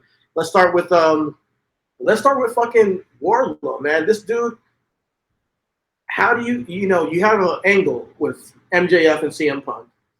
And in the process of that, you have MJF just downplaying this guy and using him and talking down to him the entire way. and then subsequently, simultaneously getting him over in the main event match of that angle, and having him go over there and hand the ring over to CM Punk.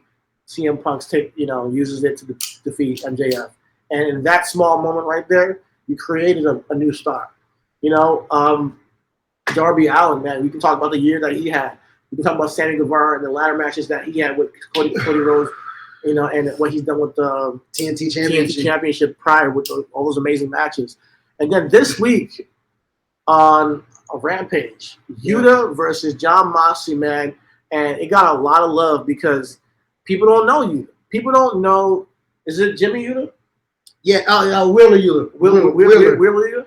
Yeah. Wheeler Yuta. People don't know him, but yeah, you work with him in MLW. Yeah, he's a wrestler. He can go. Him and Jason Cade was a tag team, and then they had a feud. I was a PA for a lot of these stuff. And Wheeler used to come from Philly, from after school. Wow. He was in college. I don't know if he's graduated from college or anything, but he's up in Philly doing this thing in school. Come down MLW, do his shots, do his spots, wrestle, go back to Philly.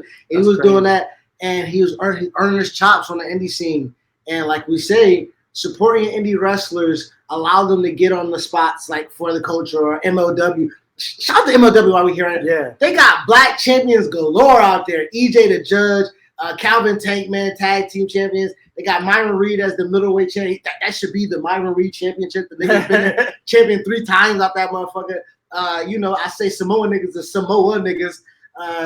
Jacob Fatu was one of the greatest heavyweight champions in wrestling. So MLW just wanted to get, but that's where I saw Yuta. And then I haven't really followed Yuta because I didn't follow Yuta. Now he's always pure champion. Yeah, so that's what I was gonna say. Like how they got to this point with Jon Moxley is they first had Supercard of Honor. Yep. And he goes out there and he defeats Gresham. Right? Was Gresham pure champion? Hold on, let me check right quick. Gresham is ROH champion, but I thought he was holding both of them. Yeah, give me 1 second. Give me 1 second. Let me look that up. But go ahead and finish. But essentially, they made him pure champion, which is, I think, the most pure wrestling championship. No, I think the name says it all. It's go out there, you have a match. You got like 3 rope breaks. You gotta wrestle your man out to the ground and really pin him or submit him. Josh Woods was the Josh Woods. Sorry. Shout out to Josh Woods. He's doing his thing. But Jimmy Yuta beat Josh Woods. I need to go back and watch Josh Woods versus Gresham because that must have been a great match. Yep, Woods beat Gresham. Yep, Woods beat Gresham at Death Before Dishonor. Okay. And then after that, Wheeler beat Josh Woods at Supercard in Dallas. Yep. So you have a title on him going into this match with Jon Moxley. And I heard somebody say this. So he comes in, and they proceed to have a knockdown fight, dead ass.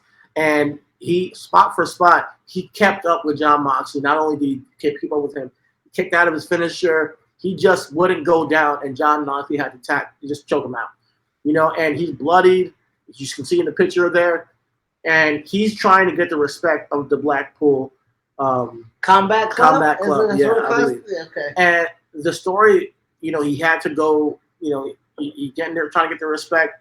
He had to go through just hell. Jon Moxley's like, hey, I don't fuck with people until I bleed with them. He's like, I'm not, you're not one of my friends. You're not one of my teammates until I bleed with you. And he went out there and bled with Yuta in a great match. Yuta showed out, and everybody now knows the name Yuta. AEW put him in the position to do this from telling that story, from when he, left the best friend and it's like, went to go shake William Regal's hand, and he slapped the shit out of that nigga. Slap the fuck out that. And just put the pure championship on him first going into this match, it just adds credibility to Yuta. And I'm interested to see where this goes because it was a great match, and I didn't really know. And there was somebody who said a really good thing, a really poignant thing. They said that Jon Moxley gave Yuta the match that Brock Lesnar should have gave him at WrestleMania. What was it? Absolutely. 34? No, it was 32. Dallas. 32? Dallas. It was the first Dallas Mania. It was supposed to be a hardcore match, and that's what Moxley wanted. He wanted to. Yeah. He wanted to go. Brock won by choking him out, and after going through all that, and then shook his hand afterwards. That would have been what Jon Moxley deserved. But he's the man who. He can tell a story, and now we got Euler in the Blackpool Combat Club, and you gotta respect it. You gotta respect how AEW puts on for the new talent consistently for people that you haven't even seen before and makes them something special. You know, so shout out to them. And when the whole internet is buzzing about somebody who we haven't, we did something right. I think that is true. That is true. I think they haven't necessarily missed the mark with a lot of their young talent. And I would like to debunk everything about wrestling isn't creating new stars, because kids are painting their face like Darby Allin. You know what I'm saying? Like, girls are going to fucking Halloween costume parties as Bianca Belair. You know what I mean? Like, and those are opposite companies right there, just two crossover stars. Hell, Darby Allin fucking skated with Tony Hawk, and Bianca Belair was in the picture with Megan Thee Stallion. I mean, goddamn, you know what I'm saying? So, like, with that being said, these new stars that are being created in AEW are players, like legit new players in the business that can make money. Wardlow is going to be AEW's Batista. That nigga's a beast. He's a monster. He is it. He's him. And the story they're telling with him and MJF is flawless. Honestly, they haven't missed. Yeah, it is not a plot hole in there. You know what I'm saying? Just last night, again, like we're doing a Thursday. Last night, my nigga beat the shit out of MJF. MJF got another loss, and my nigga Wardlow shook and said, "You will let me out this contract, or this will be your life every time I see you." You know what I'm saying? Like, so, and I don't really think you want this nigga just. Again, Danny Garcia knows about niggas just hunting you down anywhere you at. You know what I'm saying? That nigga Eddie Kingston pulled up when that nigga had a New Japan show. I told your ass nigga on site. I know where you stay, nigga. Eddie Kingston in the Buffalo, nigga. I know where you live, nigga. He pulled up on those 2.0 guys.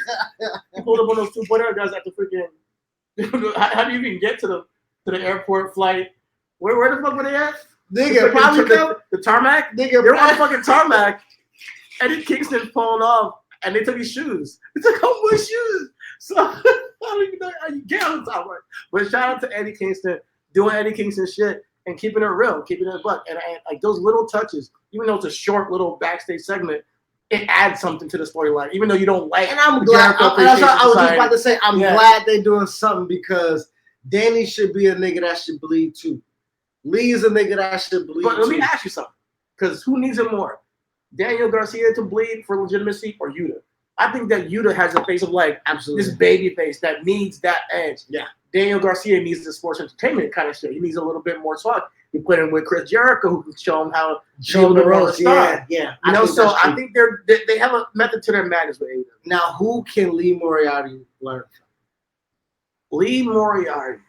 Because right now we see that the prominent black niggas is fighting each other, which is they're doing a great job. I'm glad they ain't paying them niggas together, but nigga. Oh man, Swerve, Ricky Starks, they had a crazy ass match, great match, loved it. Man, I don't want him to put him with them, but who has? Can't be put him with the BCC? Is it because the baby faces need some edge? Do Wheeler and Lee have a feud now? Like what do we need to get my nigga over? That's a great question, man. Because Danny's getting taken care of with Jericho. Wheeler's getting taken care of with Brian Danielson right now, but Lee now. What if they put him with House of Black and completely change the shit up? Have him come out there in a black suit and just stretch niggas. But that's gonna fuck up the trios title right now. House of Black doing the thing right now that them niggas is strong. They don't even got a trios title yet. So Tony's the set is coming. He had to buy ROH just to get shit. LA nigga ain't it's coming. Nigga. Okay. But they gonna have a trios title. Okay. But I hear what you're saying. Something that gives him. But does Lee Moriarty needs Mystique, or does Lee Moriarty needs because Jurassic Express doesn't work, but he needs who is a baby face? I would have loved Yuta's spot to be hit, but I'm not gonna. Yuta needed that, so shout out to Yuta. He did a great job. What baby face can just grab him and just Sting? No, things doing his Darby Allin thing. Correct. I think you turn him heel, man. I want to see Lee Moriarty as a heel. I don't want to see him doing any babyface stuff. I want to see him really stretch But they people don't out. have a baby face. That he can fit. He can. They don't fit. have babyface where? They have tons of babyface. They, I think the Blackpool Combat Club is a babyface group. They're just badasses. You know, like I just think that who's their white meat baby face on the roster right now? Besides Adam Page. Jurassic Express. Okay, boom. That's tag division. Jurassic Express and tag division. All right. We'll give Yeah. Adam Hangman Page Adam Hangman Page was and the champion. the champion. So who's like we And talk then- about middle tier, that middle ground? Sammy. He's not. Nigga, he's a heel if anybody's a heel. Nigga, you hear those boos? Nigga, you can't pipe those boos No, out. Sammy Like, Guevara's not getting booed. You getting booed? nigga, you ain't watched that segment. He's getting booed. Okay, I gotta watch it back because if Sammy's getting booed, then that's news to Nigga, me. Sammy and Ty Conti are the biggest heels in the business. Oh, they don't like them. Okay.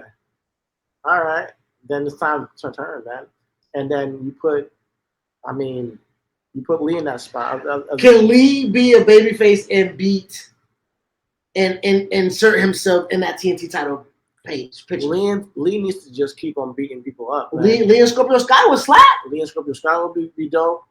Lee and even if Lee and Sammy Guevara Lee for and number Sammy. one champ, and that's how you can turn Sammy Guevara here, possibly. Right? Sammy wants the championship bad so bad. Lee Championship. rolls him up or something, and then Or do Lee Moriarty win the Owen Hart championship? Owen Hart tournament. that's for the women, man. They got two sides. They got 220. Yeah, they got the men and the women, the men and the women's side. Wow, okay. Because Samoa Joe beat Max Caster in the tournament. That's the guy, Samoa Joe. Put him with Samoa Joe. Put Lee with Samoa Joe. Yeah. That's his Goddamn. homie. There you go. Goddamn. All right. I think the Samoa Joe can be like, yo, everybody around here got a mentor, huh? And just grab that nigga. Yeah, put him under his wing. That'll be fire. You know, and We then, just you know, said you got Sting got Darby. You got the TV championship, Yeah. and you can go out. He can go out to take the TNT championship and then try to, Yeah. rock with that. That'd be So, fire. That'd be fire. And then teach him how to be a The champion. television championship and the TNT championship. That'd be fire. That'd be dope. All right, we did a second book in black. You know what I'm saying? Because Lee not in this graphic, but we had to shout out any and everybody black. You know what I'm saying? For real. Speaking of AEW, one time down, like you say, great matches, great bangs in the matches. Tony Khan, Stealth Twitter. Come on, goddamn. Nigga, like what you talking about? Bots? Nigga, what? Now, for real, 20 count. When it comes down to running a company, running a business, you're a new age millennial, CEO. You're coming off like a wrestling forum cat, and we're all marks of wrestling, and it's like, I'm a mark too, but you're not me. I can do that. I can make a conspiracy theory and throw it out there. You cannot do this as the owner of the company. It just, even if it was true, it doesn't look good. Do your investigation, find out what the fuck you need to find out, and shut the fuck up. No one cares. Even if there are bots saying that's people are talking about AEW, no one cares. Focus on the people that you're serving. Focus on people that care about AEW, that love AEW, that are paying the money for AEW. That's your fucking job. You put on great shows anyway. You're putting on great shows. Why are you bringing negative attention into your atmosphere? It just makes no sense. Let's be real, because I don't think I don't know. I don't listen to all other podcasts, but you want some negative attention? I'll bring it to you. What about your dad? What about Daddy Khan, who eliminated a whole black networks channel with black talent, black showrunners, black producers, black show writers, black TV camera operators, just got rid of it and ain't paying them niggas their severance? What about the Jacksonville Jaguars, who just had a toxic work environment? That you want some bad publicity? We can give it to you. We can bring it directly to your doorstep. It's not just somebody saying that they don't like AEW wrestling on Twitter. You got some real life consequential stuff that is happening under your watchful eye and under your business acumen elsewhere in wrestling. Oh, you want to talk about some shit in wrestling? What about is it bots talking about Swole still, or is it real life people? Real life still people. talking about your situation with There's Swole. a video, like you can see our faces. Come see us. Like We'll tell you what you're doing. You ain't gotta enter no cachet or ask if you're a robot to see us talk about this shit, Nah, dog. listen, this is Ain't no street lights or taxis or crosswalks to hear what we gotta say about the bad shit that you can talk about. Need an apologist as well. Let's keep it a buck. You still need to apologize for that. And all those motherfucking questions that shout out to the homie Righteous Reg is asking. Righteous, dog, ask him about Swole next time, please. For real. Ask him about Swole. Somebody, please. Because he ain't gonna come on this. You know what I'm saying? Like somebody on one of those media scrums, like, hey, we're doing some really great stuff in wrestling. You are one of the only wrestling promotion companies that are actively putting on LGBTQ community on TV, black, white. You got Hispanic representing Thunder Rosa wins in the text. Like, you're doing some really good work in the spirit of wrestling. What about what's going on the business side of wrestling that you talk? You just let people go. You have pay cuts. You got some people that ain't renewing their contract with you. But we don't talk about you like that. So if you don't want or need that, don't, bro, if you want to go fuck some bitches. I wonder. You know what I'm saying? After you play with your nose, my nigga, like, don't get on Twitter. You think he's on coke? I mean, whatever. Allegedly. Bots. Oh my god. The bots are taking over and they're talking about it on AEW. Who would do such a thing? Who would spend so much money? You dumbass nigga. Listen You to me. probably did the research and forgot that you hired niggas to say bad thing about wrestling. I don't want to spread propaganda. I don't know if this nigga's on coke. But what the thing is that as running a company, you gotta conduct yourself better. You cannot call out former workers, employees that you paid to do the job, who actually did the job they were supposed to fucking do and got over and got people to your fucking show and call them out and say, hey, listen, you weren't doing good enough as a wrestler. On Twitter, you cannot go back and forth with fans. You cannot say that, the real hate that's going on online is not really real. Because guess what? You're feeding your AEW fan base marks. We're gonna believe everything you say. Listen, I fuck with AEW. I love AEW. I watch AEW every single week. But at the end of the day, you have a responsibility to be sane and proper when you talk about your company on social media or any platform. Do you want an owner like Vince or Tony Khan? Because Vince would just come in and be like, happy birthday, Paul. Happy birthday, Stephanie. And Shane, hey, Shane, did you take out the trash?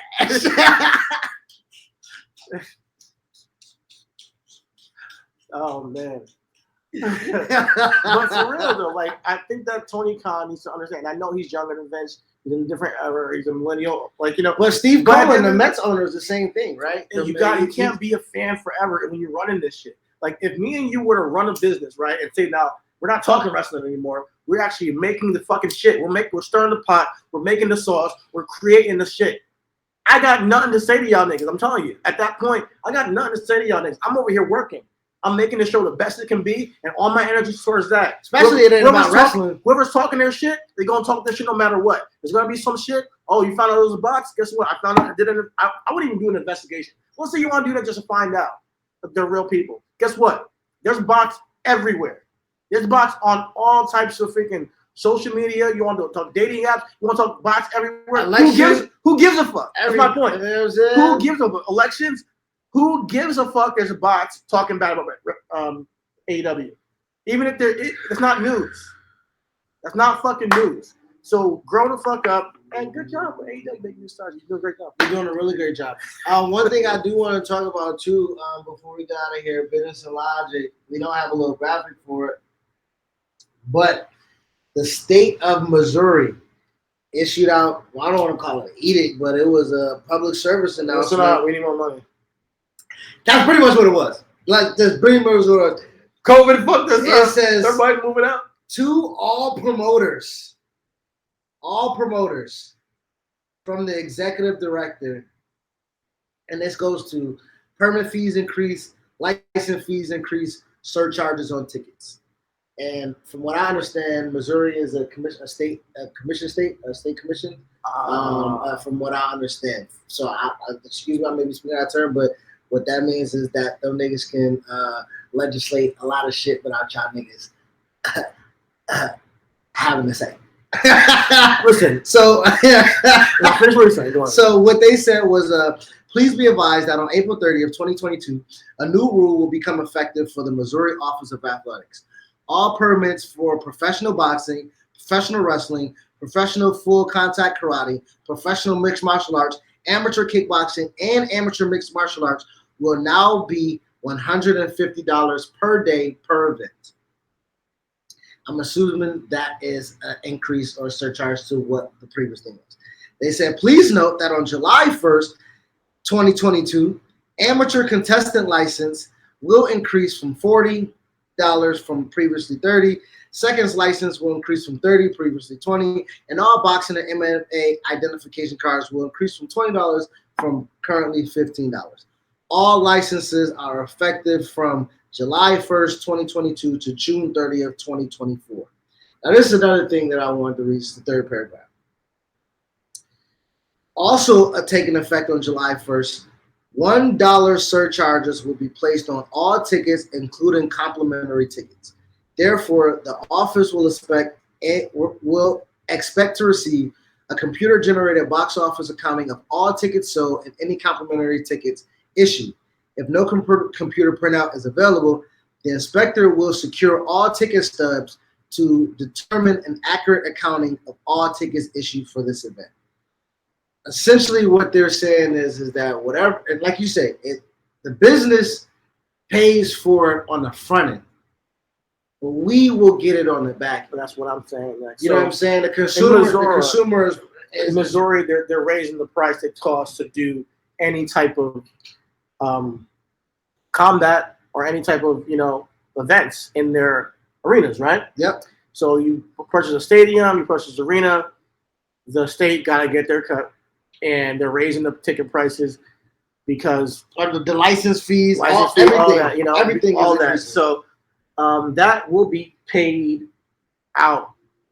I mean, the cost will then move over to us. So in Missouri, if you're out in Missouri, you will be paying more to see your wrestling, paying more to see your boxing, paying more to see your karate, whatever it may be. But that's going to be hard on some of the promoters. It will be hard on the promoters, but that is going to have to take some time, But I think this is something that's a trend that you're going to see more often as time goes on with combat because it gets more popular. What's getting more like what are your events now? You get sports events like NBA. Football, baseball, live event sports. Period. Live events. Period is the only thing that makes people spend money. Yeah. Period. I don't think they would do this for like a Broadway, but I think they're doing it for combat sports and that type of stuff because I think it draws a bigger crowd. So when you have people coming in from state and out of state to watch a UFC match, they're like, all right, let's cash in. Let's cash in on this in Missouri. And I think after the COVID event, I think a lot of states are trying to make their money back.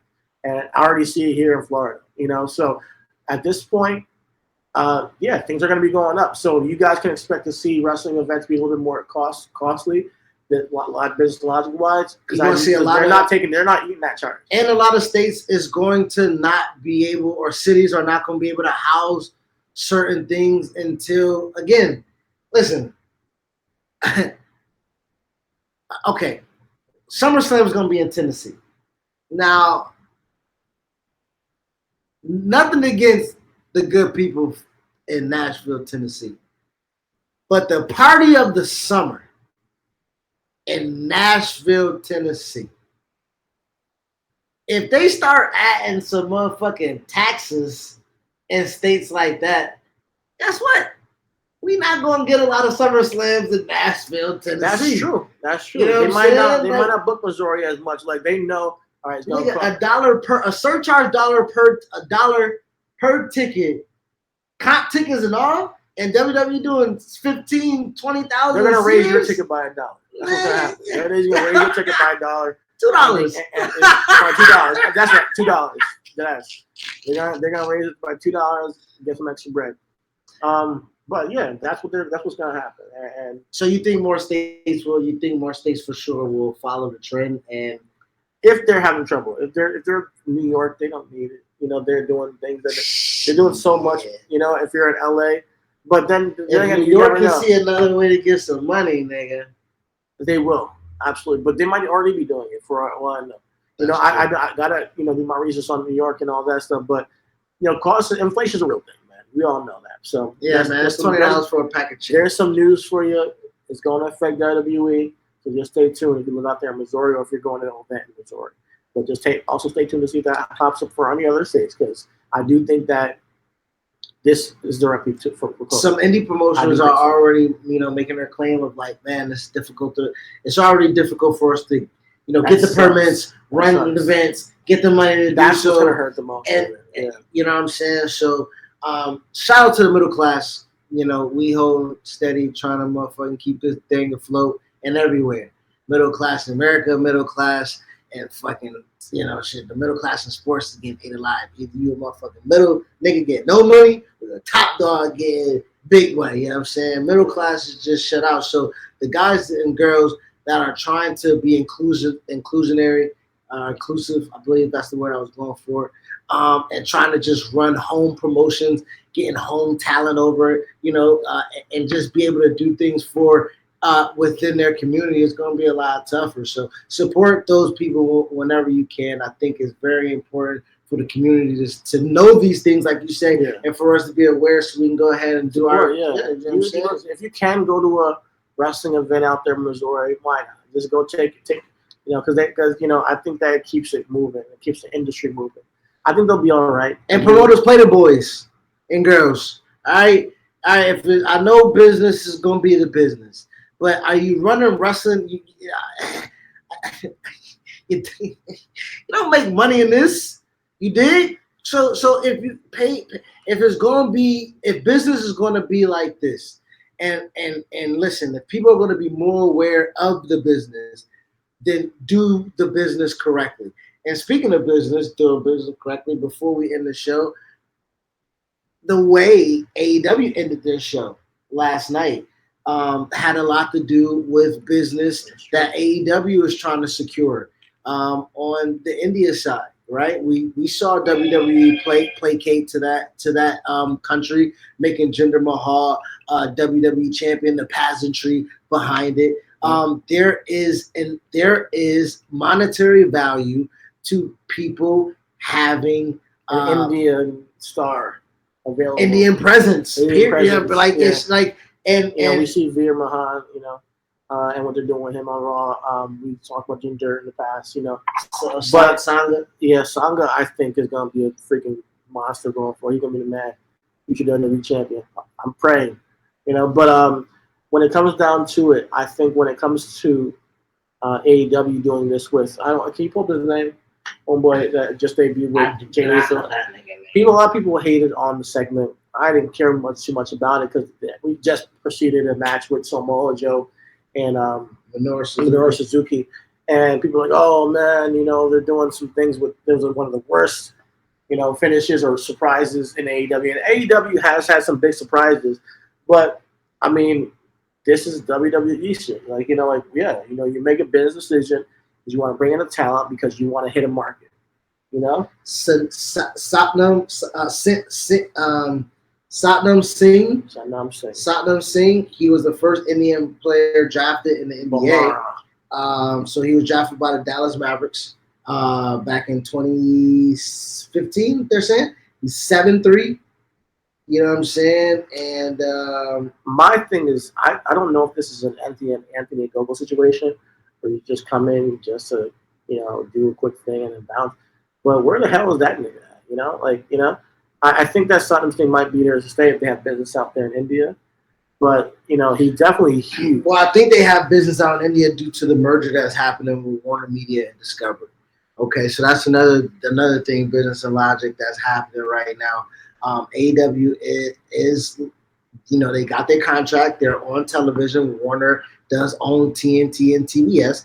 But this merger that's happening with Discover doesn't necessarily put things in flux, but does put things in a renegotiation situation. There's going to be new shareholders. There's going to be new people on the board, new people to impress, new people to see if AEW fits the portfolio of what's happening in the merger. And a lot of people think that AEW is secure. A lot of people do believe that the ratings and the sustainability that they're bringing as far as eyeballs, engagement, does help network television as cable cutting is happening and as people are getting away from watching live television more and more. The thing that is important to note, though, is that everything creatively done in this industry has a tinge of business involved in why it's done. And I need us to, right? Everybody can see it, right? And you see, talk about it at WrestleMania. We talk about it with the presidents of India. We talk about it with the presidents of Saudi Arabia. This is to make money, man. It is we to can talk about passion, maximize. passion, all that stuff. Tony Khan got passion, but he need that passion to transcend and cross over to But India. it's not a bad thing because this is what we want. We want wrestling to grow. We want wrestling to have there be a real competition with WWE. The environment where we care about Cody going to WWE is created by this environment where you have another company doing great business. Yep. So that's the thing that we're gonna get from this. Now, it's a long play because obviously Satnam wasn't a big buzz name. I mean, the lights go out and niggas is like, "Is this Bray? Is this Bray? Oh my god!" Yo, when Bray shows And up, it's, the world might just freaking collapse. but it's Taker told him to come home. Yeah. So I mean, Yeah, Taker told him to come home. Like that's what he misses. I miss him too. Bray and Roman is a story for the fucking ages. But they can actually do it, which I don't trust them. I don't fucking trust them. I don't trust them at this. Hey, listen, They can't even tell Roman Brock. Hold. I hear you. What you just said. Cody came home and called his shots creatively of how he's going to tell his story. Mm-hmm. Can Bray come back home and be like, Yo, I would be so mad if I was Bray because how many times I gotta reinvent myself for you niggas? Like for real. Like I gotta come back and just do something completely different. Yo, the Funhouse was one of the most brilliant things I've ever seen in wrestling. but it's in his DNA. His dad changed so many times. Like, That was the IRS forever. No, his dad was the captain, nigga. His dad was Mike Rotunda, the captain. The wrestler, he was part of the motherfucking with Kevin Sullivan and you know what I'm saying? That's not like Undertaker where he completely shifting. I think or Chris Jericho who has so many different personas that he goes with. Bray literally took the cult leader and shifted an entire character to this demented demon of the Fiend. And the mind that creates that. Do you have to test him again to create something else? I don't think test him, but I think Bray. I'm saying Bray doesn't have to come back with a different incarnation. Bray can come back with just creative control like Cody, and I think that you don't have to trust WWE to tell a story. You can trust Bray to tell a story. But Bray did that with the He did that with the Fiend, yes, but you're also talking about circumstance. And then they treated him like whatever, they jobbed him out for someone got back and healthy. And then he disciplined and fired him. And then they gave his gimmick to Alexa, which was like, yo, so now Bray can't even use this the same kind of way unless he changes it up somehow new. Because Alexa's just been doing this, a watered down version of this for months. And they don't even put her on WrestleMania. So he wasted that. So it's like, yo, I would be so mad if I was him like, yo, you guys don't even know what you're doing.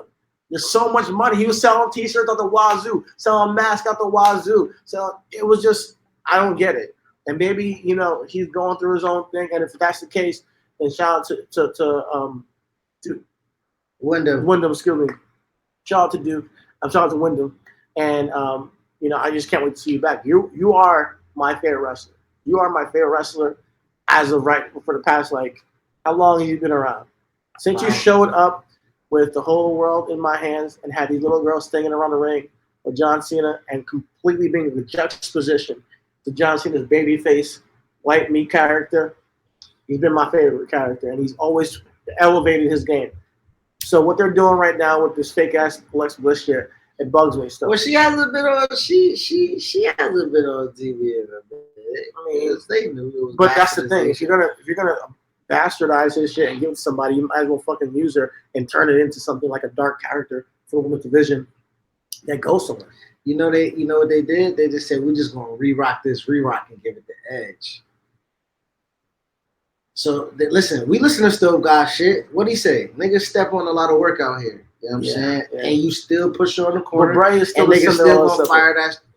Woo! But Gray is Woo! still the He's Cinderella still at glass, He's still at nigga. glass. Come on. Ray is the Cinderella slipper when it comes to wrestling, and that's why I was like, "Yo, fuck it, go to AEW and do something over there." Because WWE, every time you fucking show out and do something, they treat you like you're expendable. Like it's ridiculous. I love Bray. I think Bray is one. We of the gotta most- smoke with Bray. I hope he smokes. We gotta smoke with He Wyndham. smokes. He Yeah. smokes. Yo, Wyndham, LA, pull up. We gonna be in that Velvet Road with Smoke Dizza. We calling our shots right now. Smoke Dizza, Bray, Reasonable Wrestling Smoke Podcast, Dizza, West Bray, Side, Wale. West Side. Yo, yeah, shout out to Camo Monk. You know what I mean, thank you, Snap God. Like, yo, we go. When y'all see us next year, just know we calling our shots. Emilio, we appreciate you, Kaz. We appreciate Yes. you. You know what I'm saying? For what y'all listen. I have the screenshot of me listening to the very first Wrestle Rap episode of Emilio Sparks and Kaz. And what they did for wrestling podcasts, I know Peter Rosenberg is a podfather with Juan Epstein and shit like that.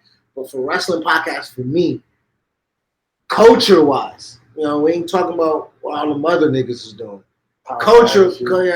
Culture-wise, Wrestle Rap, Emilio Sparks, Cash, y'all niggas took that and then made everything y'all did after that. You know what I'm saying? Which is something that It's honestly inspirational. Bruh, It really is. it is. And to make the connections you made in network and to make Wale Mania such a popular event, you guys are a huge part of that. And Florida Culture, we see, Amelia working with DJ Booth at Florida Culture last year. This is the stuff that moves the industry, and being a small part of it is huge. So I'm really I'm not even a small. not talking about Us, yeah, we're a small part of it. We're off that from them. We're the gas fumes coming off y'all exhaust pipe from y'all. Boom, hitting the gas. You know what I'm saying? So, yeah, man, it was this weekend was special for us because, we had a growth between us. We met in 2018. I went to WrestleMania by myself. I think the year previous, you had just went to the WrestleMania, or the 2 years previous, you had went to the WrestleMania before this. So you had a solo. I had a solo. We met. Then we did a Wale Mania and a WrestleMania weekend together. And then this was our first Mania together as a show, as a brother, as a friendship. And we got to see Stone Cold Steve Austin give one of the worst promos I've ever seen.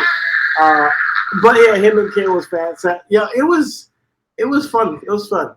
I smoked in Jerry's World, nigga. I lit a fucking joint in Jerry's World, dog. I don't know. Listen, we just some trill ass niggas. So yeah, when you see us next year, it's deserving, man. Whatever we say, we do. So, yo, Wyndham, see you in LA, man. See you in LA. Yo, pull up. It's lit. Listen, everything is wrestling. All is love. We'll be back on May 26th. Our four-year anniversary. Season 4 of RWP Podcast coming soon. Taking a little bit of hiatus after WrestleMania. I'm doing some moving, so you'll see us virtually, and we'll shake shit up. Man, this was a pretty good show, man. We had a really good. And before we end, because we're gonna end, I just want to end by asking a question. Are we too entitled as fans? Yeah, but I think that's kind of what being a fan is. And I think that people can take it too far. People can get lost in idolizing. So we're entitled to entitlement? Here's the thing about it.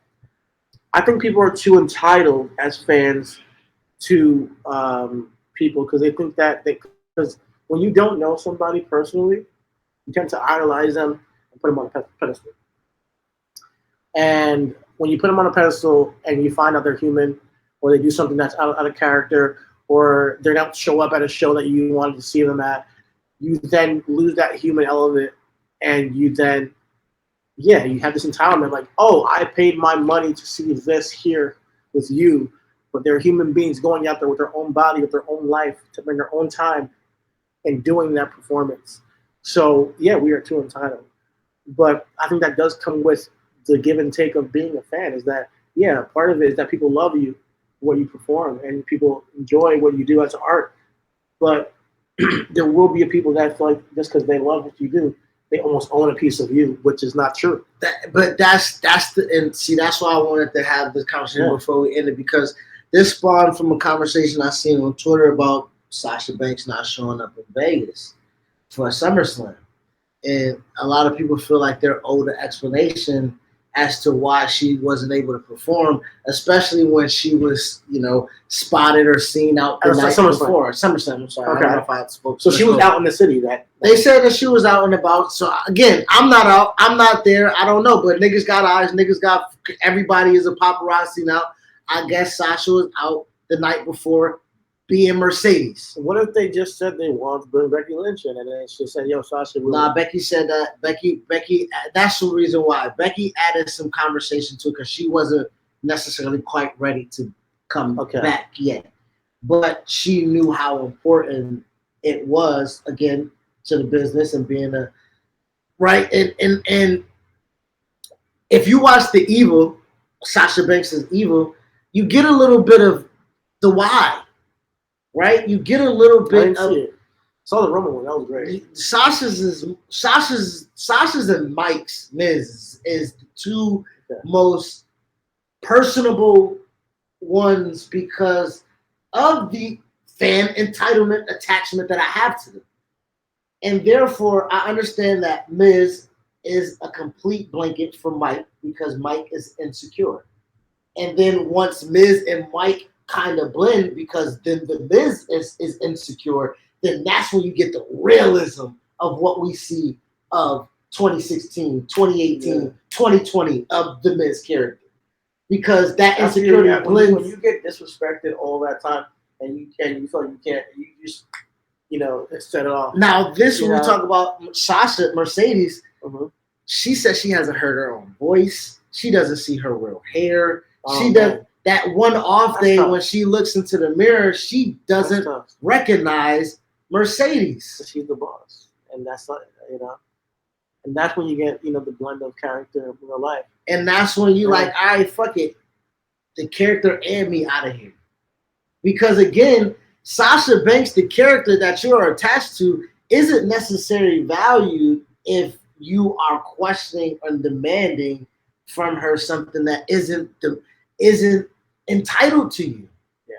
You're not a true fan. You're not. And listen, bruh, from the very beginning of time, from the 80s, the 70s, the 60s, the 50s, it says card is subject to change. So therefore, nigga, you walking into a situation without a guarantee that you gonna see what you paid your money for. Absolutely. I don't want to ever, like, if you're going to Coachella and you pay to see Kanye West, and he pulls out of Kanye West, pulls out of Coachella, at least you know, okay, he's not there. I have a choice now. Should I get rid of the fund, not come in? And if you pay a ticket to go see Sasha Banks in Vegas, WrestleMania, and you get there and not there, and then on top of that, they give you what they fucking give you beyond that, maybe even worse. So you're like, fuck, if you are that big of a fan and like a fanatic, I can see why you would ask that question. However, are we entitled to the answer? No, we're not entitled to the answer. I think that might be a minority of her fan base, though. Are you sure that's the minority? Because we say Twitter's not a real space, and it's real. I don't know. And the reason why I say that is because the power on after the fact makes her feel like she made the right decision. Did she respond to anything? I mean, she might not even seen it. They see everything. Okay. What Wale Mania showed is that wrestlers see everything. Okay, wrestlers see the tweet, the vanity search of names. That's why it's called a vanity search. Yeah. But I do think that Sasha Banks she goes on the Logan Paul podcast, her and Becky Lynch goes on, and she's like, hey man, like I feel like I've done everything I've done in wrestling, and our fans is like, no, you haven't. You haven't done this. You haven't. And she's like, no, because my value over here is respected a little bit more. At that My point, time and my who I am and what I'm growing She into might be is, be out of here, you know. And I think and then y'all really gonna be But the thing about it is, Sasha is a star, you know, like, and that's the cost it pays. You know, it takes to be a star sometimes. I'm not saying that you have no. Give me a second. I'm saying that that's one of the detriments of being a star. Do you think that she's the only person that feels that way? You know, that you know that she's the character a lot of the times, and then she can't be herself. You have to tune off. You gotta turn off social media. Like, you can literally turn your phone off. Yes, you And you have to turn it off. It's a necessary thing. I'm not saying that any fan should be entitled to get an explanation. That's not what I'm saying. What I'm saying is you gotta expect that that's the game you're playing. You can't tell them to shut the social media off. And again, social media is the job too. Social media is part of the job. I'm Sasha Banks, WWE.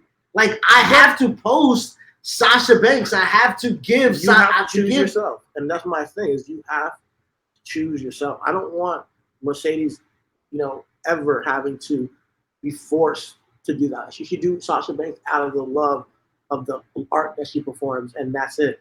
I don't want her to be forced to have to become this character. So then, 24/7. So then, therefore, that's know? okay. So then this goes back to a conversation that we have too. What I'm rolling into, separating the art from the artistry. If you respect the artistry of professional wrestling, then say that, because you can't. You can have respect for both, and if you have respect I'm a for Sasha both, Banks fan, I've never said, "Oh, she needs to explain to me." There's a ton of people out there like that, you know, because a lot of people didn't hear that conversation. Now, maybe she has heard it, and maybe she doesn't feel like she has to say nothing, and all she has to do is just move it on.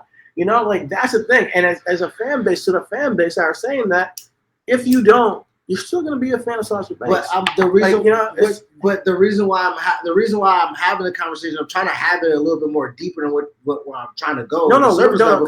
Is social media is a vitriol fucking place to be at. It's a vile fucking place to be at. And if fans who have entitlement don't get what the fuck they want, we see the results of that. Yeah, fans would, and that's but we've been difficult. preaching that on the pod for Correct. 3 years now. Right. You know, 4 years.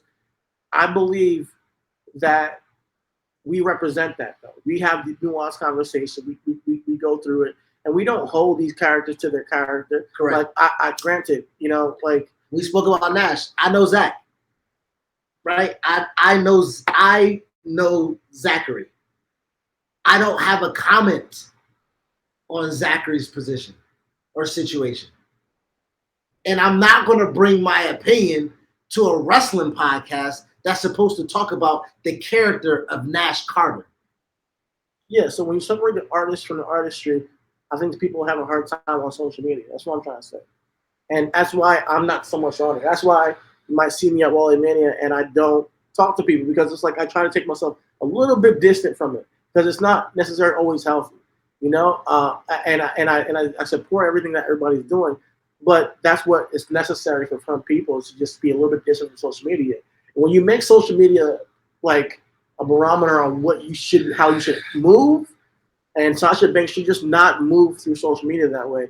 And also the fans, you shouldn't want to be on there either all the time. Like, the fans, if you have something to say, you can ask a question, have a conversation with another person. At the end of the day, it's kayfabe. You can't say that she has to do that and then bring that to stay her character. Now, whatever's going on with Zachary's personal life, hey, that's on him. Now, his image to the fan base. But that blends in too. So take away Zachary. But the things that go on in Mercedes' personal life cause Sasha Banks not to be there. I do feel that the breakdown things that we're not going to get into a big thing, but social anxiety is a thing. It's a real thing. It's a paralyzing thing. It's a debilitating thing. And to force yourself to go through that because you have an obligation, no. And I think listen, niggas was leaving Wale Mania because Wale didn't return. And I don't know if Wale was having an anxiety attack. I don't know if Wale was just going to fucking Houston to go pick up the bitches and come back to Dallas. I don't know if Wale had social anxiety and was like, yo, man, like, nah, man, I need to get right. bring me some more bottles, bring some more weed, and Yeah. I'll be out there in a minute. Yeah. Because he And knows he's how to done- operate. yeah. And he came out there, glasses on, turn the lights down. I'm going to rock out, and then I'm going to go about my day. But shit, we don't know what he had to muster up We don't know just to go out there in front of fucking couple hundred people. we don't know the real, the real Wale, and that's the thing about separating the art from the artistry. You only really know the art, and I think that's what I'm trying to say is you can expect that when you're in the art game.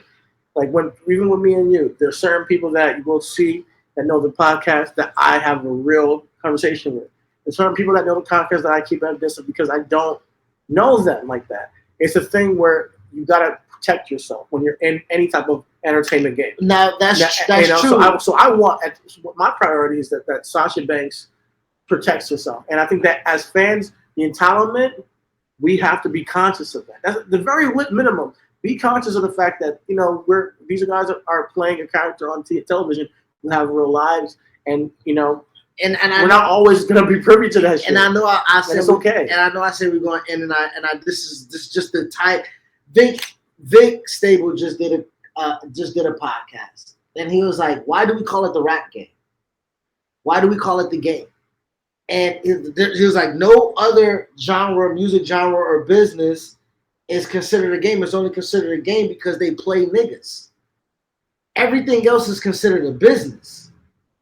It's the music business. It's the entertainment business. It's the wrestling business." And the more we understand the business of things, the more we can take our emotion. Clayton Kershaw was on an 80 pitch count because he's coming back from surgery. He was throwing a fucking perfect game last night. 7 innings, 80 pitches. Guess what? We already made the fucking business decision. He's leaving. So the emotional attachment is already stripped away from it.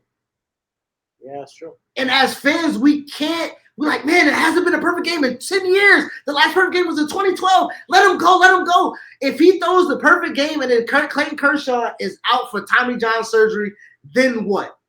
As an organization, as the fan of the Dodgers for the season, like, then what? You risk something for a temporary, for a moment.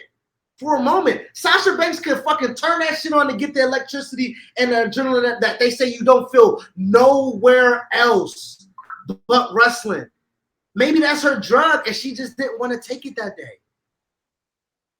And you got to be okay with niggas not wanting to have their dose all the time because it's not healthy to they're on the road 330 days a year. It's 365 in a year, guys. Mental health is a real thing. Mental health is a real thing.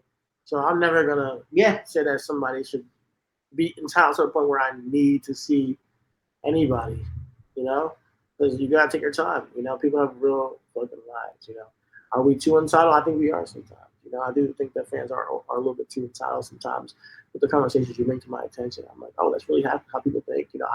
I'm even surprised that some of the fans, really are clamoring to get an answer for SummerSlam and Sasha.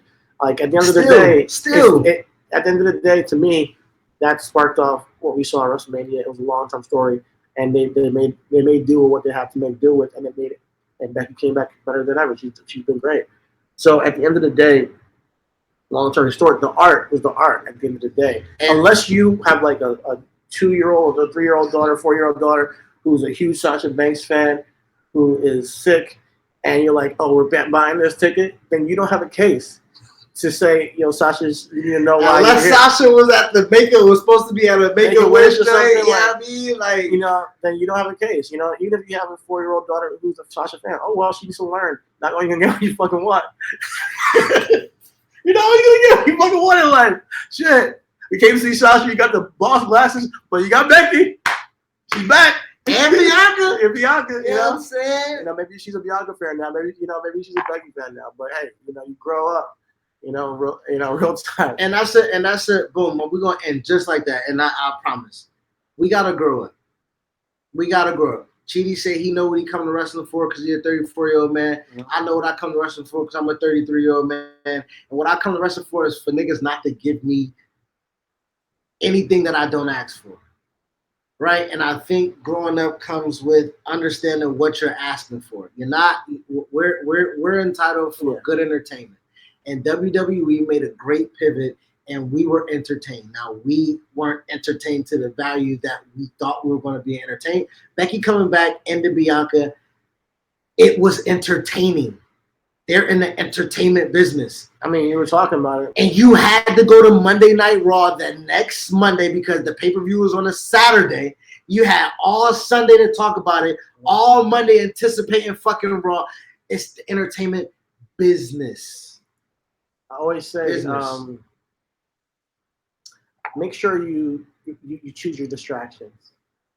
Just choose your distractions wisely, you know. And if you're going to choose wrestling, choose what your distraction in wrestling is. The conversation about Sasha Banks not being at SummerSlam, it's not, you know, worthy of having unless, like I said, you're in that scenario where, you know, there's a sick kid who really wanted to see it. Then, oh man, maybe she would have been there, you know, and you need to find out why. Other than that, we're grown. You know what you want to come wrestling for, and have a real conversation about it. I'm not saying that any conversation is not worth having. Correct. But at the end of the day, Sasha doesn't own shit. You know, she doesn't own a damn thing. Mercedes doesn't own shit. She doesn't own a damn thing. And thank you for your work as the boss, because honestly, I can see how getting lost in that could take a toll. It's method acting, bro. She's Daniel Day-Lewis. For real. F365. That's crazy, man. Bro, even when you go to the airport, when you go to the mall, when you go to the freaking farmers freaking market. Bro, do you know how many bonnets that bitch got to put on just so she can't be recognized? Her hair is blue. Okay? It is blue. Yeah. So yeah, you need a break. Take a break. Nigga, Rhea, can you imagine Rhea trying to go to the grocery store when she? Nigga, I need to see Rhea.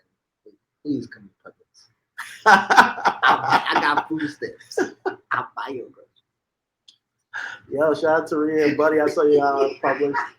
Yo, but shout out, even Rhea and Liv. We had a great match with Sasha, you know, and this past week. So that's why when you talk about Sasha, I talk about the art. You know, I try to separate it, but I know that it's hard to sometimes, you know, and I try to look at it for what it is, because at the end of the day, it's a business, like you say. You know, you gotta look at it as a business as well.